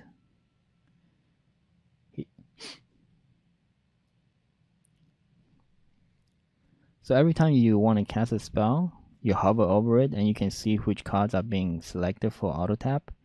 And if you don't like it, you just manually tap for it.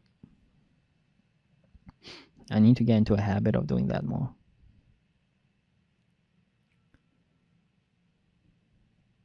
If he attacks with the 3/3, I would block it. If he attacks with the 2/1 first strike, I'll block it with Whisperer.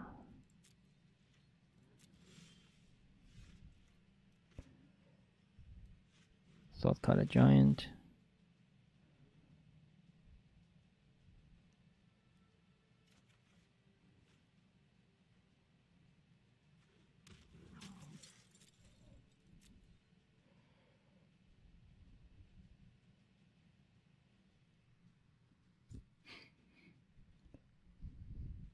I think I can attack with everything right now.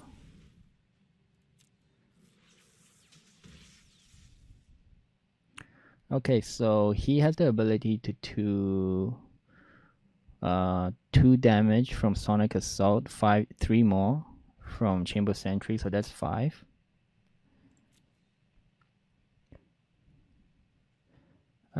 He can ping if he wants.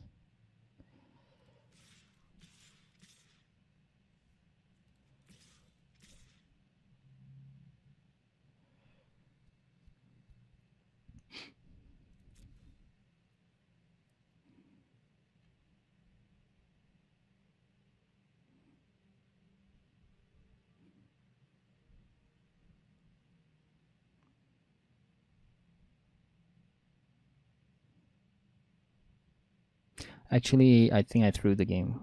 Let's see if he finds out. I should not have done that, actually.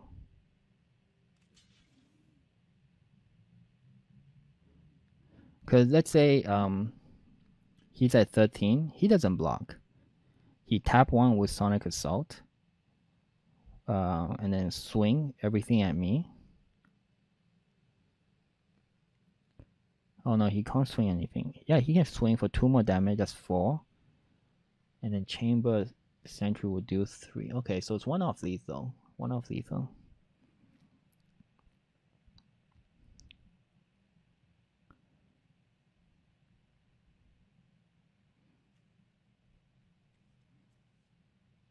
This is a weird block.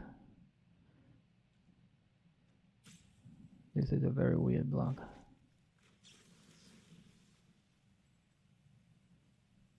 I have to save my Shieldmate as so he can block, be a blocker. Mesmerist dies.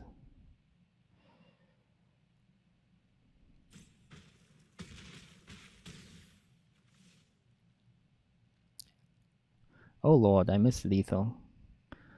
I did not expect my Might of the Masses to be so big.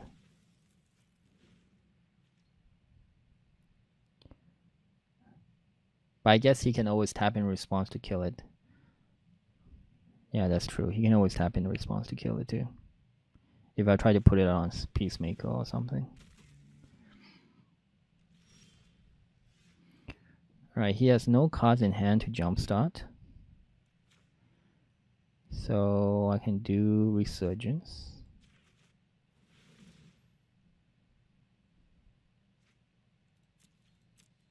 First Strike and Vigilance.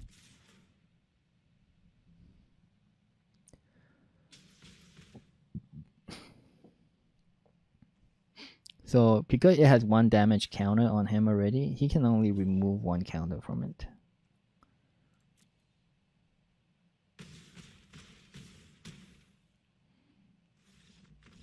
Yeah, that was very sloppy, kind of a sloppy play for me. I just need to calculate if he could do lethal on the backswing, just to be a bit more careful on stuff like that. We did not get to play pause for reflection.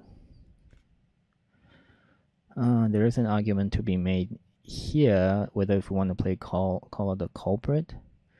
Now that we know he has fourth card a giant, but it might be too niche. So I think we can keep what we have.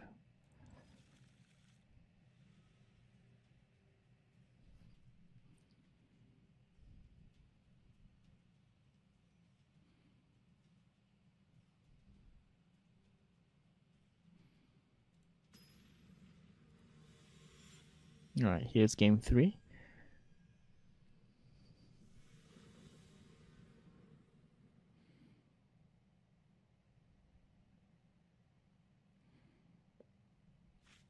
We got 3 lands, we got 3 colors, so it's a keep.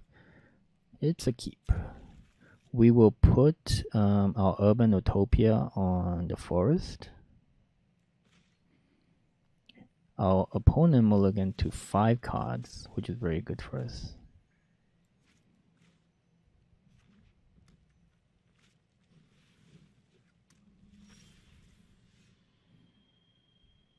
Actually, we can put Urban Utopia on the plains. That's fine too.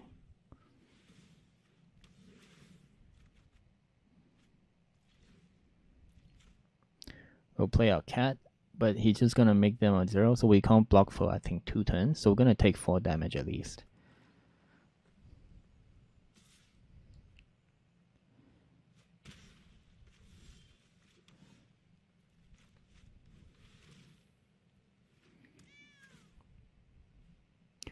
Come on, cats.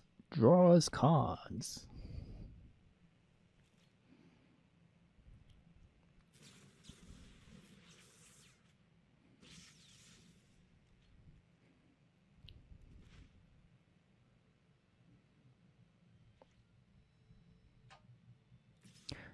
Now that we have...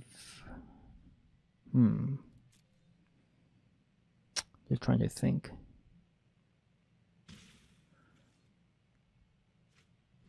We Dragonauts, alright.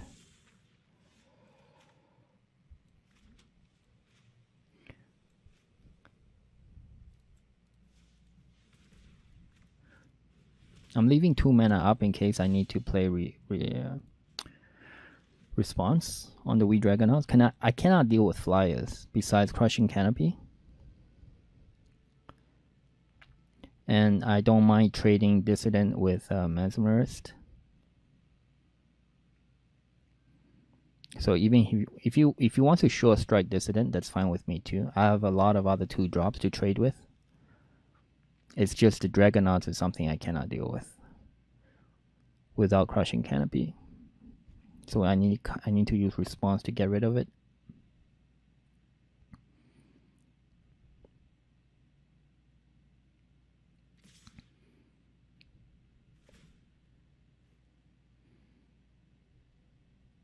He should put it on the cat. Wait, he put it on the cat? Yeah, he should put it on the cat. That's right. Trade my 2-1 for your 2-1, 2-2. He short strikes here, and then I'm gonna Resurgence Dragonauts. Oh wait, Dazzling Lights.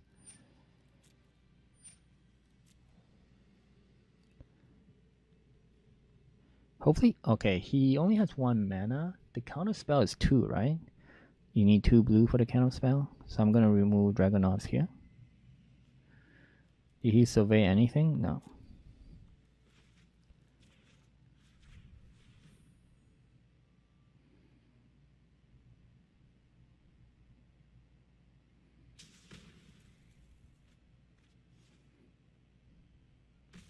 So next turn we're gonna play another cat,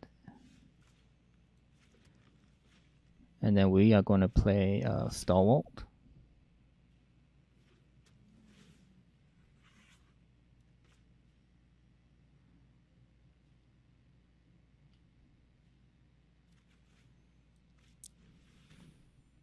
And next time I think we're safe to play Swath Cutter Giant. Don't need attack. So this way, if he tries to make one cat -1/2, we can block with the other cat. So he shouldn't be able to attack here.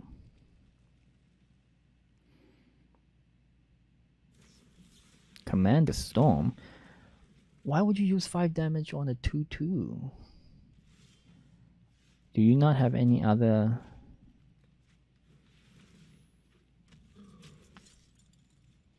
removals?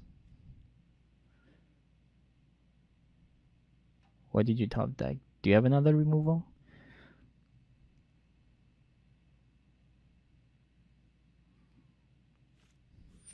Guild Mage. Alright, sure. Do your card draws. So here I think we can attack with all 3 guys. Because Giant's gonna deal 1 to Guild Mage. And then his Guild Mage, if he tries to block a cat, would both die. And we have 2 tricks in hand as well. So we're not afraid of Short Strike on the Guild Mage to try and remove our Giant.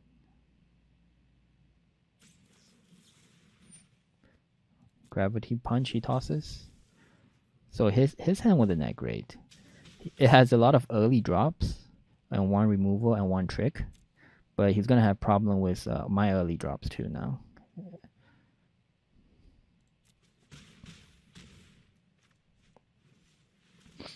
Play Monument, and then we immediately buff it up. And then we still have enough creatures to combo Apex Favor. So yeah, it's looking really good for us. He need a lot of removals to remove our threats. We have 1 guy that generate tokens. We have 1 5/5 and a 4/4 Trampler. If he blocks the 5/5, do we have lethal next turn? We got 5 damage in our hand. 6 damage, 11, 13, 14. No, 12, 13, sorry. So we do have lethal if he cannot play a creature here.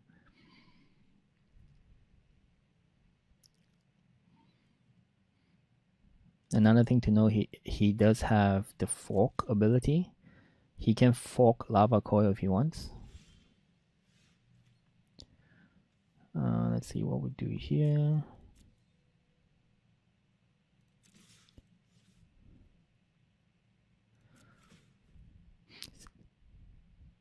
He's got to have some kind of trick up his sleeves.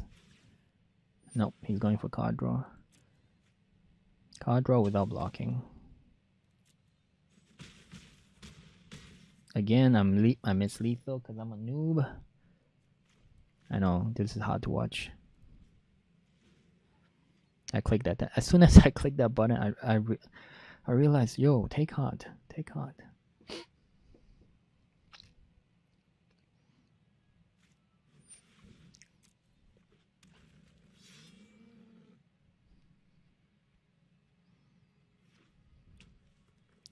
Three mana available.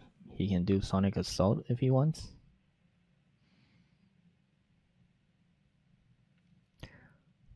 They'll remove 1 attacker. Yeah, that's not going to be enough. And that's the end of match 3, I believe.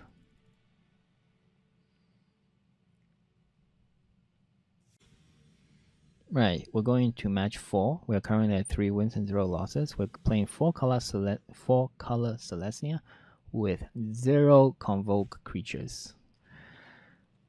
That's how we roll. We have 1 trig. We got 2 drop, 3 drop, and a 4 drop. So easy keep. We just need a 4th land for a Beast Whisperer. Hopefully it's not Demir. Yeah, it is. Shoot. Demir is very, very good against green white, unless we can convoke creatures out and put early pressure.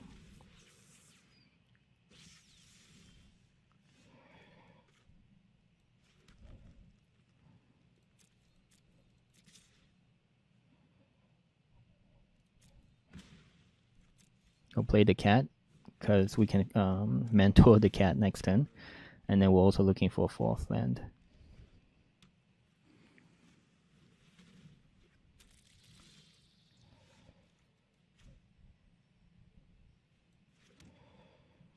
Let's see what we want to do here.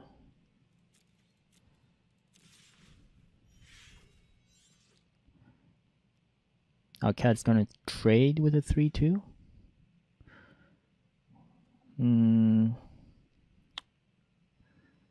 Sure, why not? Even though we make his guy bigger, I think it's not too terrible.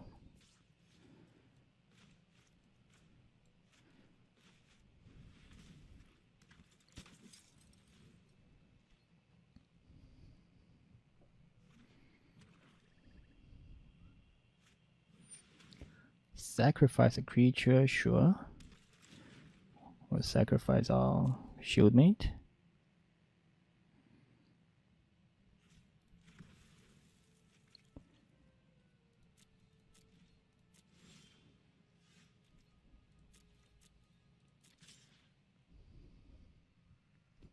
Don't think there's a one black mana trick in Guilds of Ravnica. We'll play this, so he needs a hard removal for answer. Let's see if he has it. Deadly Visit. Price of Fame. No, he does not.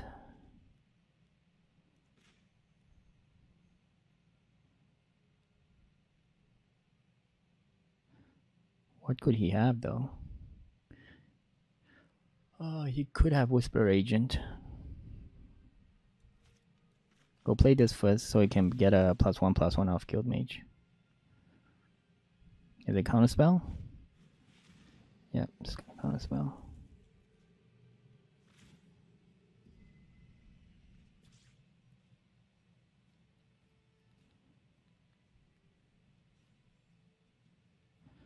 The good thing is we're gonna be able to get card advantage.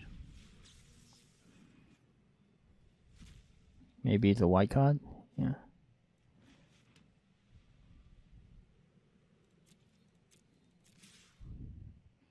He's so afraid to block.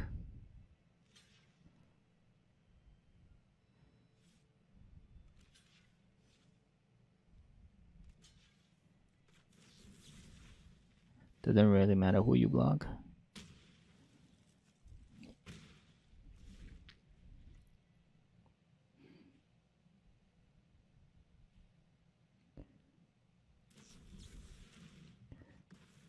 He got rid of my mentor guy. My Beast Whisperer is the bomb. It's definitely more threatening. Now let's play the Guild Mage first. We want to play Lantern. Lantern would ramp us into Swathcutter Giant. Alright. So I find the Mia really weak when there's no disinformation campaign. Or when you don't have like 3 or 4 reds.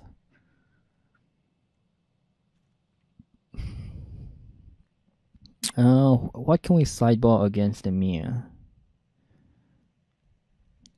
We could put in Call of the Culprit for his watchers if he has any. Or if he has like a bomb. Doom Whisperer. The 6/6 Flying Trample. We're keeping Crushing Canopy. I think Response is a fine card to keep. Take card, Might of Masses, Status. Maybe not Vigor Spore Worm. I'll put in Call Out the Culprit because his creatures can get bigger, the Phantasm. I'm just like Vigor Spore Worm is a fine big creature, but 6 mana is a bit slow. And we still haven't seen what other cards he has. Do we want Guild Mage for the reach? For the extra 2 damage per turn? I mean, he is going to be slow. Alright, let's take out one Shield Mage for one Legion Guild Mage. Because neither of us are fast decks, so it's gonna be mid or late game. And if he builds up a wall, it might be better for me to have a Guild Mage where I can just ping him for 3 damage each time. This is good. We have both a hard removal, we have our mana fixer, we have 2/2 drops, and a Beast Whisperer. So we just need 3 lands, a 3rd land to get going. Alright, there it is.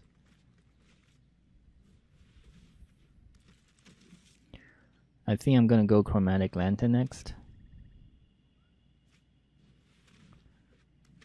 See, so here's the wall that he's putting up now that we're not gonna be able to get through. So no point playing the 2-drop. It's not gonna do much.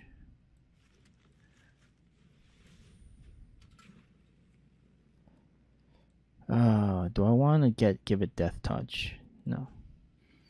I want to save it in case he has any bombs. So his 3/2 is not coming to us as well.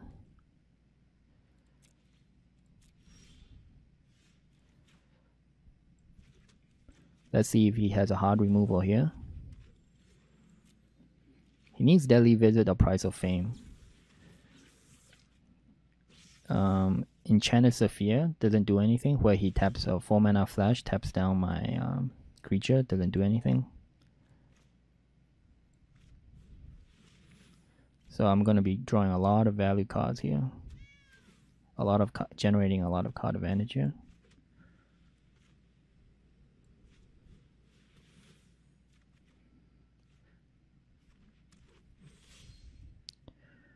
So we're kind of digging for a Guild Mage or our late game threats like the Swath Cutter Giant.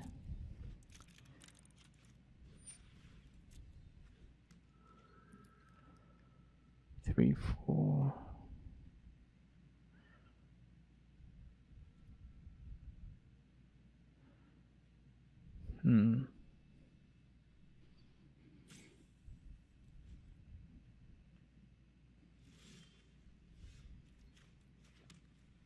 I want another trick, so what I'm planning is maybe I can Pax Favor and attack with Beastmaster as well. So he pumps it up into a 3/4 and then status 3/4 makes a 4/5, and then he will need to block with Centipede and Phantasm to slow him down. But I want to get another trick so I can really blow him out the water.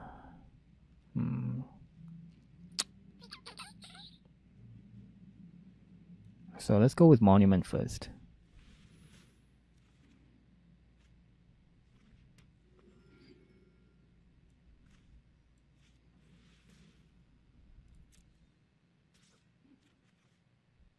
Alright, here's another trick that we can use.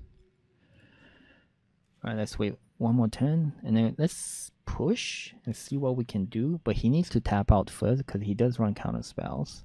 But he only has 1 blue. Okay, no wait, here's his 2nd blue actually. So he does have the ability to counter spell.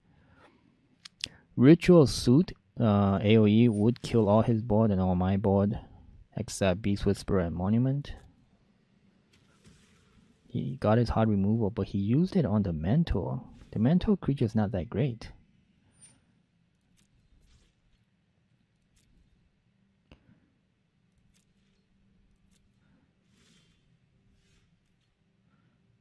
We can play the cat first. Yeah, we can play the cat first.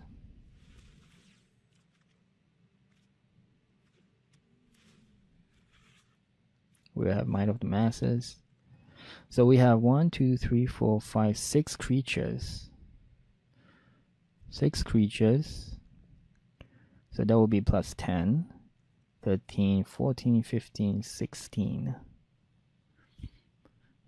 What happens if we push with everything? How would he block if we push with everything? He ignored the Trampler, 3/3 on my Beast, 3/2 on my Guild Mage.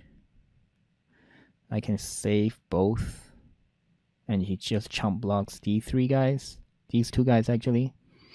So it's not going to be enough damage. So I think I'll just push with my monument first.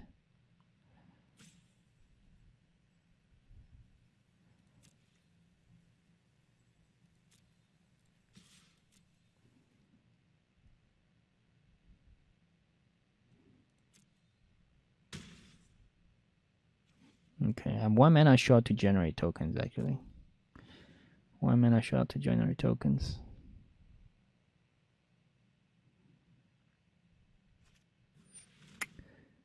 Hey, -4 until the end of turn. Do I want to save it?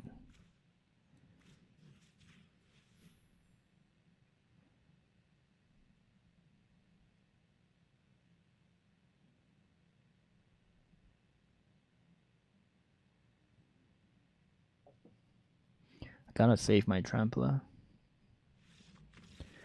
Yes, 4 wins.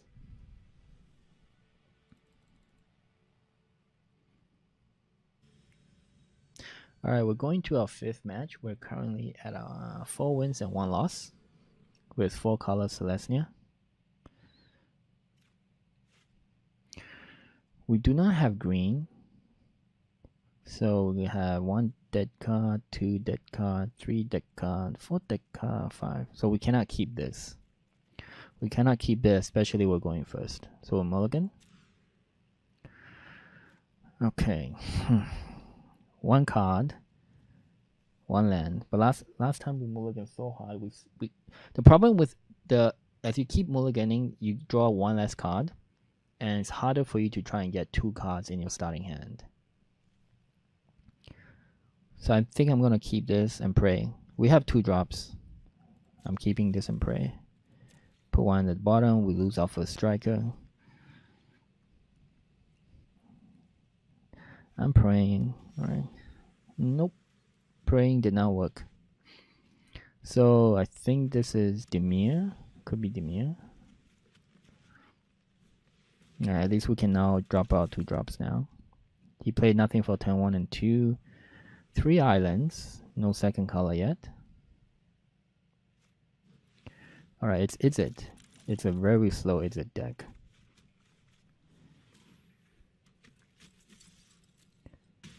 We need tricks if he drops a creature. So now he has 4 mana available. He has red now. What is he gonna play? Electric Static Field. And here comes the walls.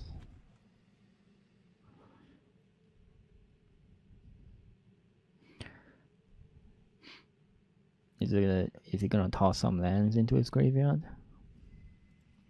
Toss the mountain.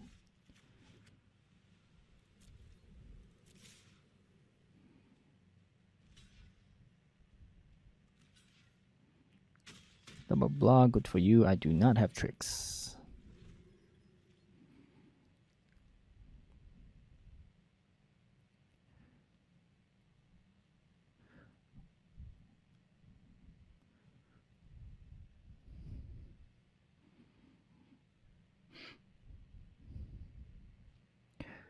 I think we're gonna put Urban Utopia on the forest.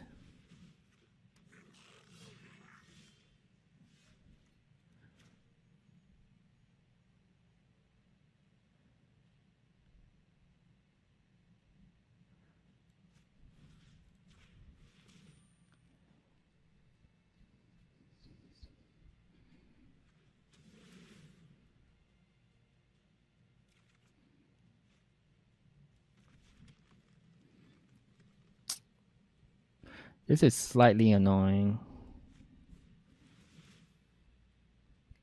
Because I think he's just gonna ping out Guild Mage now. But the good thing is we're gonna be at 4 attack. And he only had 3 attack power on the board. So he won't be able to do much unless he does a Whisper Agent. Who is he killing? Oh, he's destroying the artifact. I keep forgetting. This guy can also destroy colorless non-land permanent, as well as deal 2 damage. So there was no amount of tricks that we could have to save it. So he spent 3 mana to exchange for 4 of our mana, so which is good for him. We'll pass. We have 6 mana to start making tokens. He has 4 blue up. That makes me nervous to cast my Swarth Cutter Giant. Hypno Sizzles here.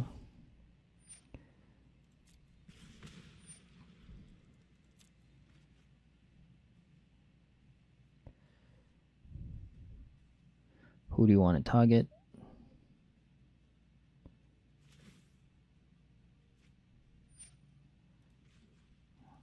So I'll make a token.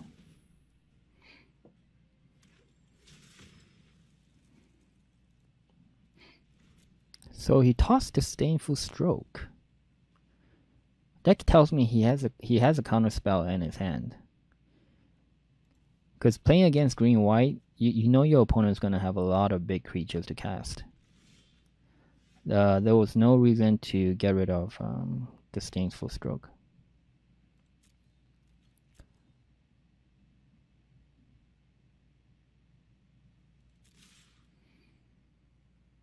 So either he has a second Disdainful or he has Devious Cover-Up.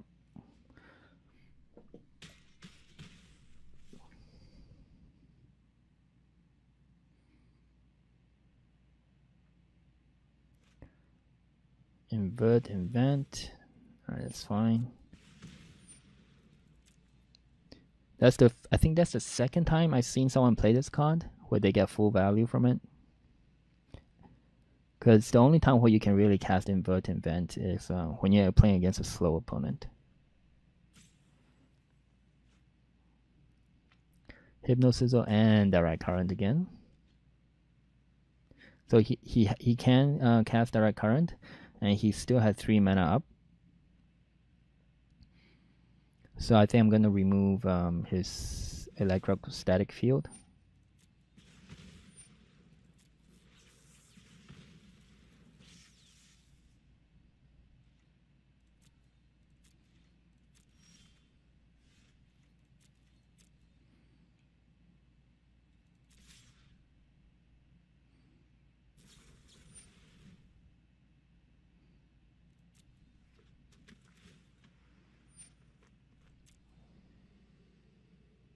Actually, if he's doing it like this, I'm gonna play my Swarth Cutter Giant then.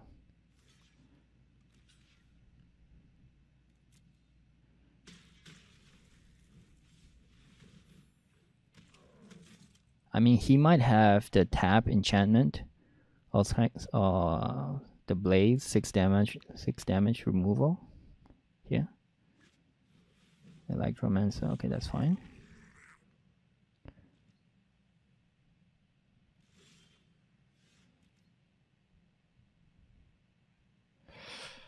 Alright, Hypno Sizzle is 5 mana. With Electromancer here, it's gonna call 1 less.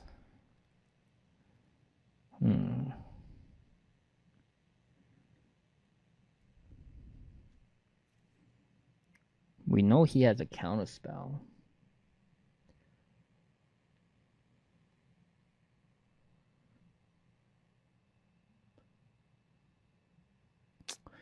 Just trying to think.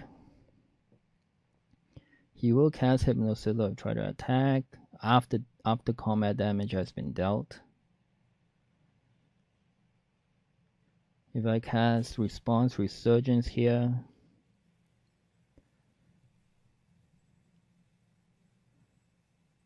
he's just going to counterspell it. If he counterspell it, I can still swing in. I think we have to bait out the counterspell.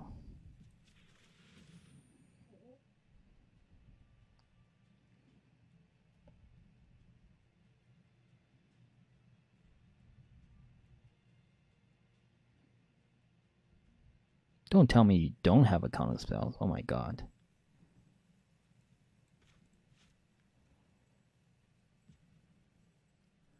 You don't have counterspell.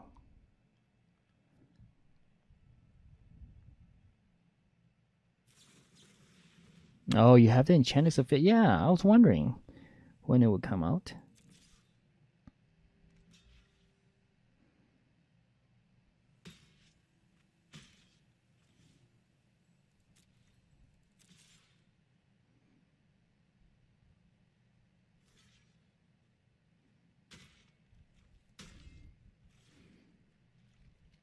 Alright, I think we lost this. He has too much card advantage. He drew cards from Invert Event. That's one card. Actually, he only has one card advantage. How do you draw so much cards? Invert Event drew 2 cards at 1 extra card. Hypno Sizzle he used for removal. I guess that replaces itself. So that's cool. 2 cards there.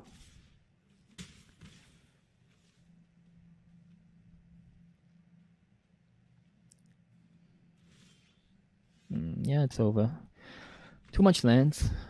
Now that they have a good advantage of filtering the lands through Demir. So that's an interesting deck using Demir Survey with Izzet cards.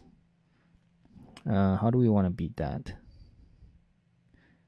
How do we want to beat that?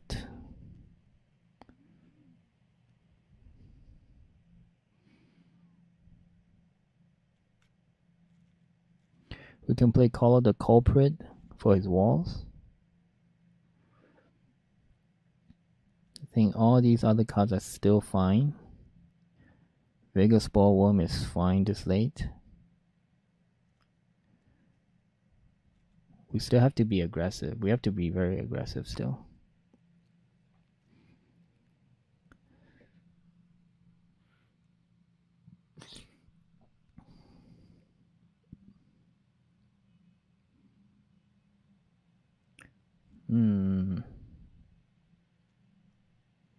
Maybe not Chromatic Lantern.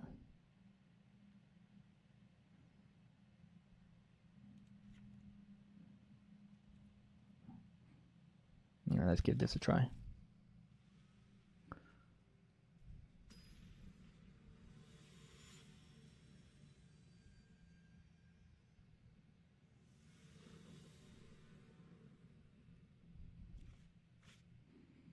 There are 3 lands. We got the 3 colors we need, so we'll keep.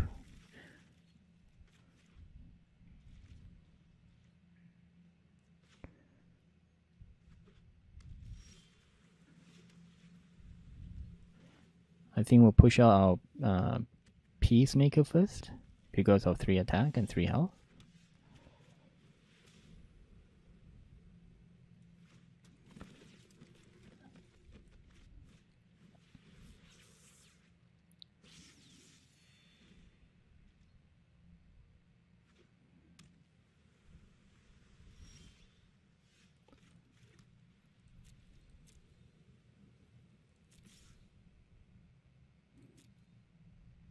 Play our cat. Would you like to counter the cat? Nope. He does have 2 blues, so he might have a counter. He might. Whisper Agent.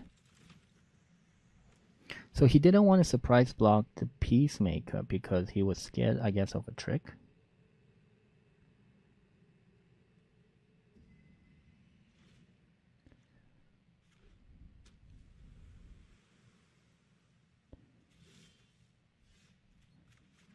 We got, okay, let's go.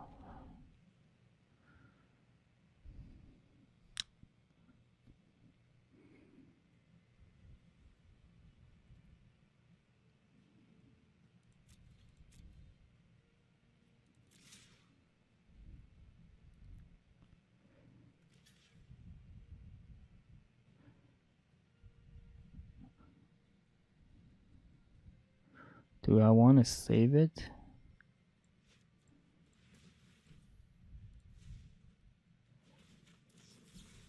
Let's save our 3/3.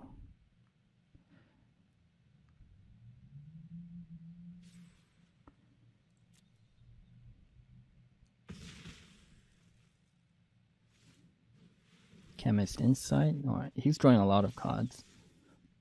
And we only poked 4 damage in.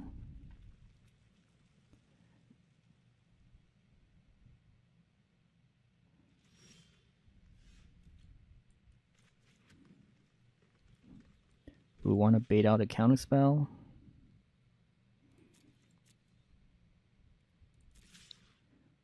Do you have another Whisper Agent? No.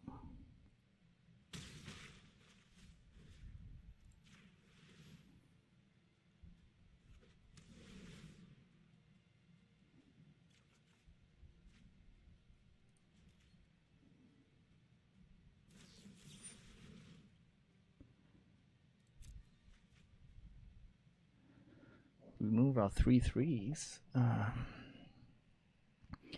guess that's okay.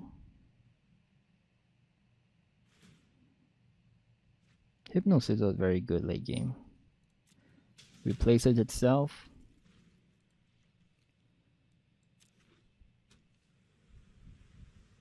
We couldn't be as aggressive as I liked.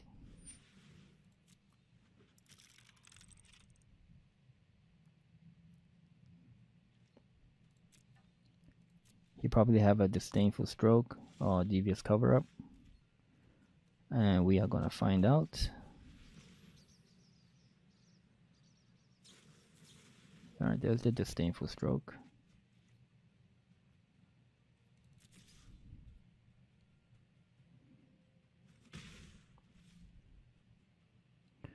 Radical idea again.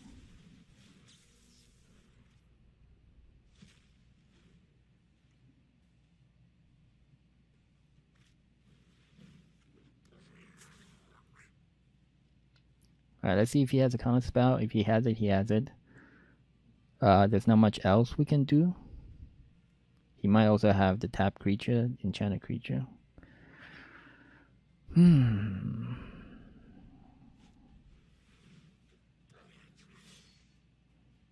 Alright, he needs a second disdainful stroke then.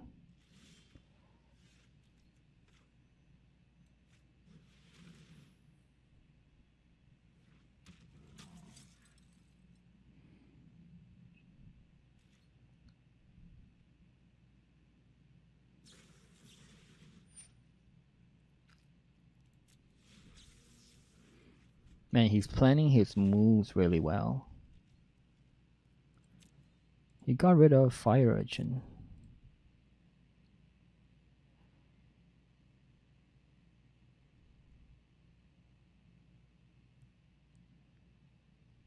He needs one more removal once I drop down my Guild Mage. Probably has direct current in his hand.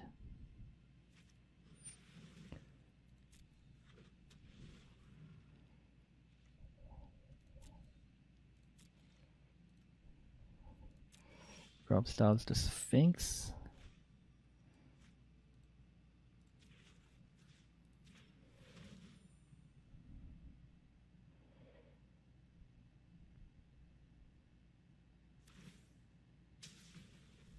Alright, so he surveys for 2.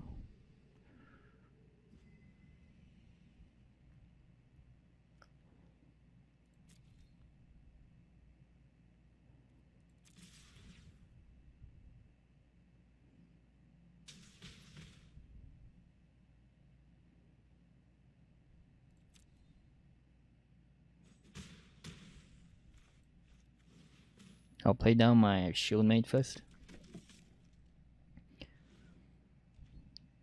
See if I can hold on to my Guild Mage for a little bit longer. Alright, he has 5 mana up.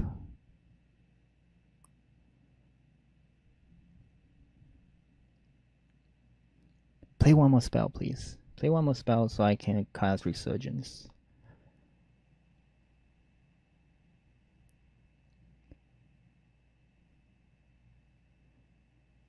Another thing to know, I think Resurgence could have been great last turn as well.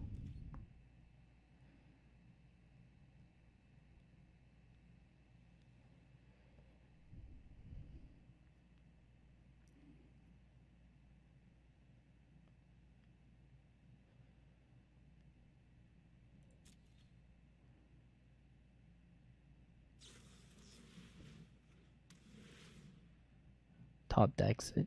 Nice. I'll just swing in for 2.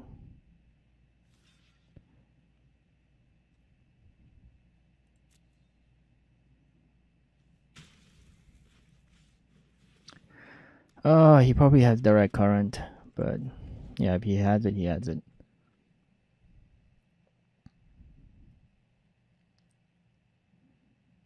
He has 5 cards in hand. He can draw 4 more from these lockets. Man, he's going through his deck really, really fast. Yep. Direct current. Yep.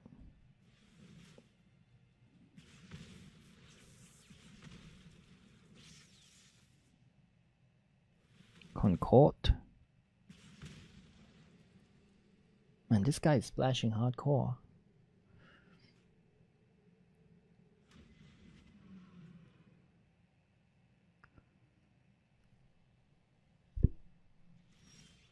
Yeah, well, he gets all nice cards. I keep getting lands. I don't think I can win this now.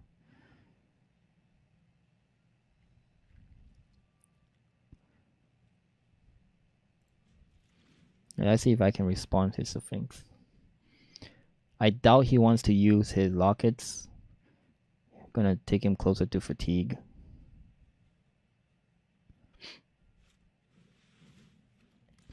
He's still digging through his deck. He keeps at the top.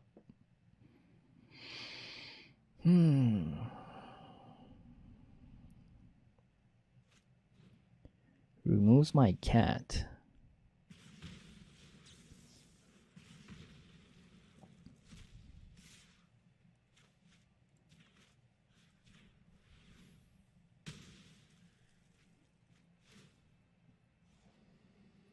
You already seen the same two cards. Does it change its game plan? Yeah, he's throwing away the lands.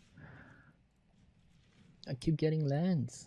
How many lands do we have now? 2, 4, 6, 8, 10. It's not too bad, 10 lands. I guess it just feels a lot of lands because this guy just going nuts drawing cards.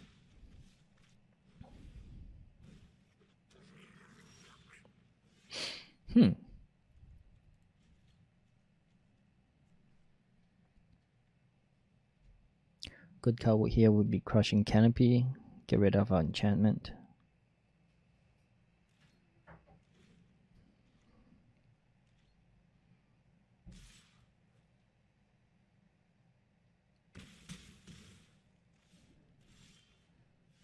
Hey, we have a shield mate now.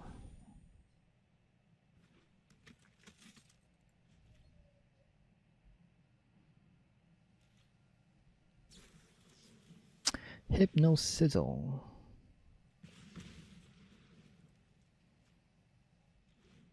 What, it's all lands in his hand? Huh, he has 3 lands in his hand. Rip.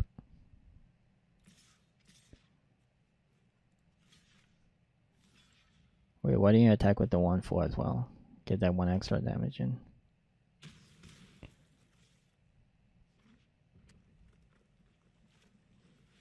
Nids. What a bomb. What a bomb. Wait. Whenever cast an instant, you draw a card. Whenever you draw a card, it deals 1 damage. So he's gonna do 2. Can I deck him out? I'm trying to see if I can deck him out. He's gonna do 8 damage. He's gonna kill me.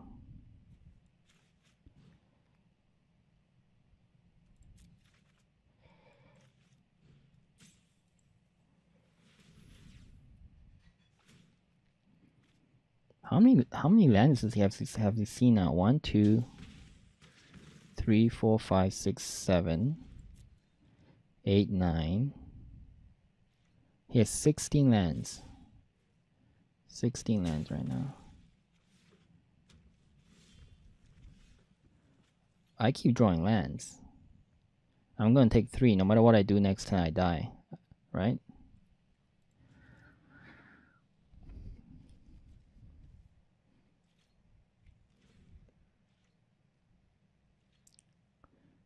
And he just needs a spell too.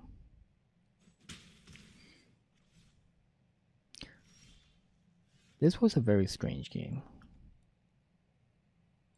Yep. Alright, so that's the end of match 5. Alright, here's our 6th match. We're currently at 4 wins and 1 loss. So this will decide whether we go 5 wins or 4 wins, 2 loss.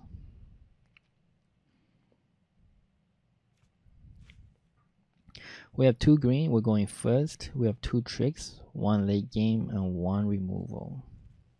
Because of the cat, I'm kind of leaning towards this is keepable. We just need a third land to go off. Even though we don't have a second color, we don't have a second color card in our hand besides statue, so we'll keep it. We just need to draw a land in the next 2 cards. Alright, Banneret. Another aggro deck. Alright, we can chump block that.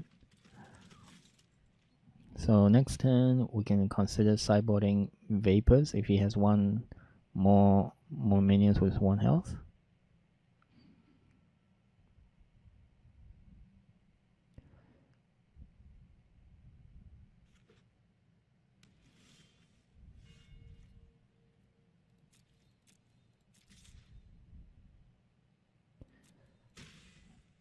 And our turn. If he short strikes, this becomes 4-1. The Pax Favor makes this a 5-5, so we can block it if you want. Alright, there's another 3-1 health creature.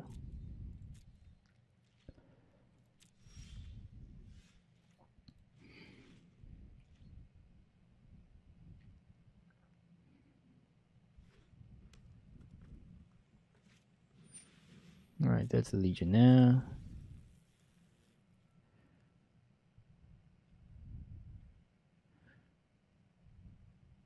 We do have Crushing Canopy. We just need a third land to pop off.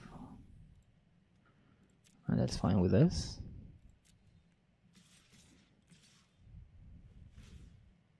So definitely going to be killing the banner right here.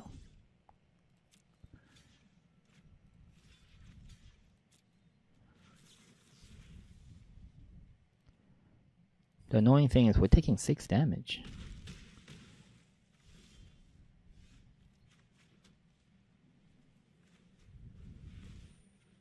We need to draw black if we want a removal. Alright, so we stopped this Instructor, but we haven't been able to stop the Legionnaire.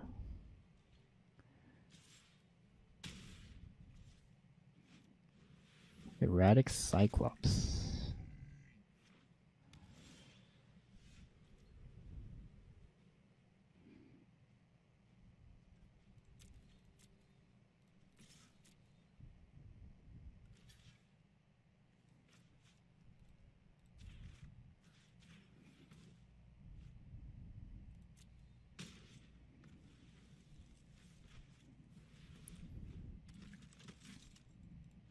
We can still cast Pax Favor. I wanted to remove the Cyclops because I don't know what kind of spells he has in his hand. Just remove it. And I don't... Black is going to be pretty hard for us to get.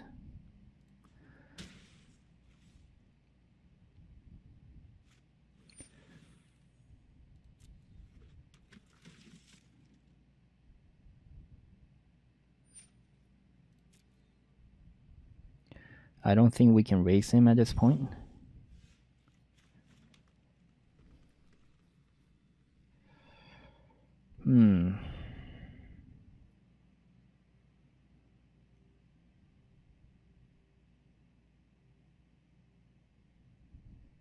Putting on a 2-turn clock. If damage get through, we can deal 4. It's going to be very, very, very hard to outrace him.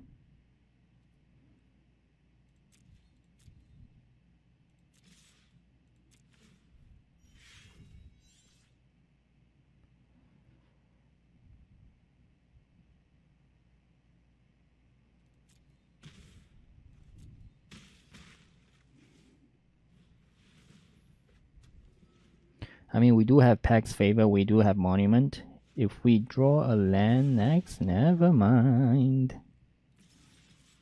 Was that a top deck?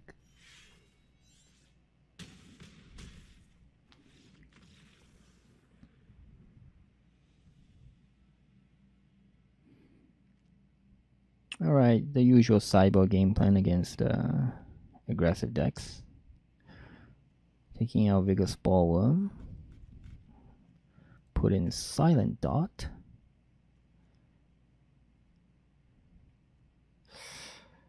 Do we want Vapors? Do we want Giant?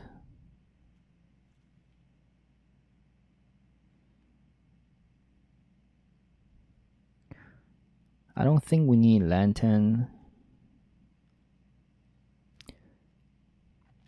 I don't think we need Giant. So I think we can put in Vapors. And I think we can also put in Warrior Copy. Just for another early minion. So remove Guildgate. And then we'll put in Swamp. We'll put in a Swamp.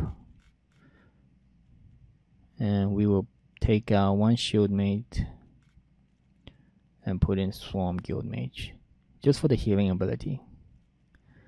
Just for the healing ability.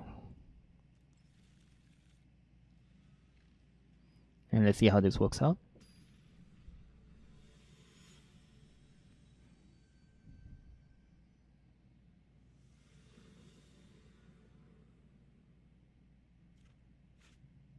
One land mulligan. 3 lands keep. Mephitic Vapors with no black. Ugh. Put it at the bottom. We need a black.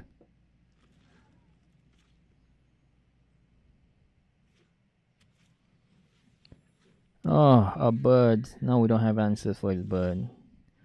Because our Mephitic Vapors went to the bottom. Now we have Crushing Canopy or Statue. And now he keeps healing. Ah, this is so annoying.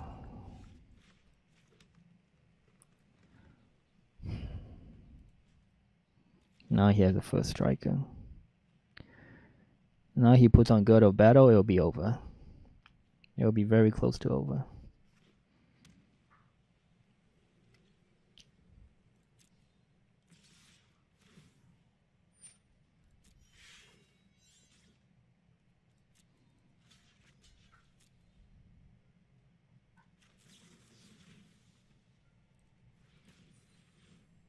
Sure strike?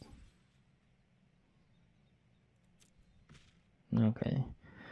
We made it. We can still hope for a black source at this point.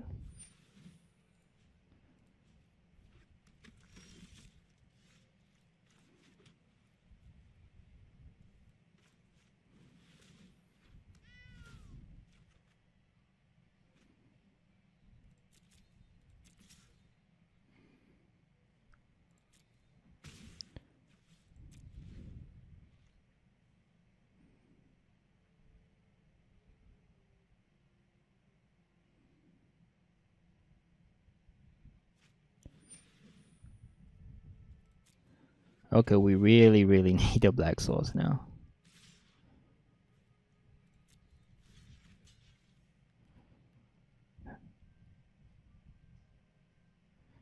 Okay, maybe we don't need to block just yet. Let's take the 2 damage. Let's see how it goes.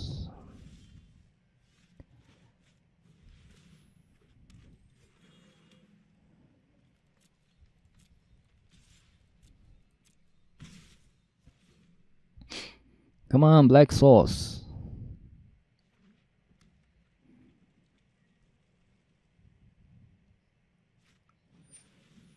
Alright, that's fine. We're gonna chomp here.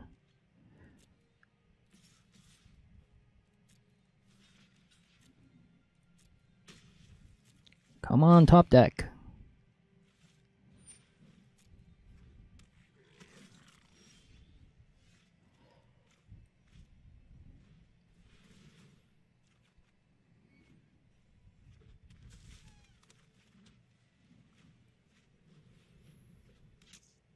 We can't even shoot the bird down if we wanted to.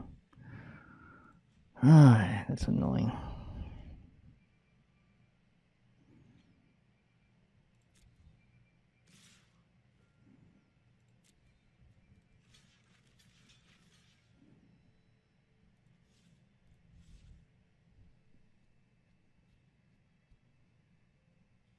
Alright, what's gonna happen here next turn? Next turn I have to... I have to draw a black or else I'm over. I have to draw a black or it's over.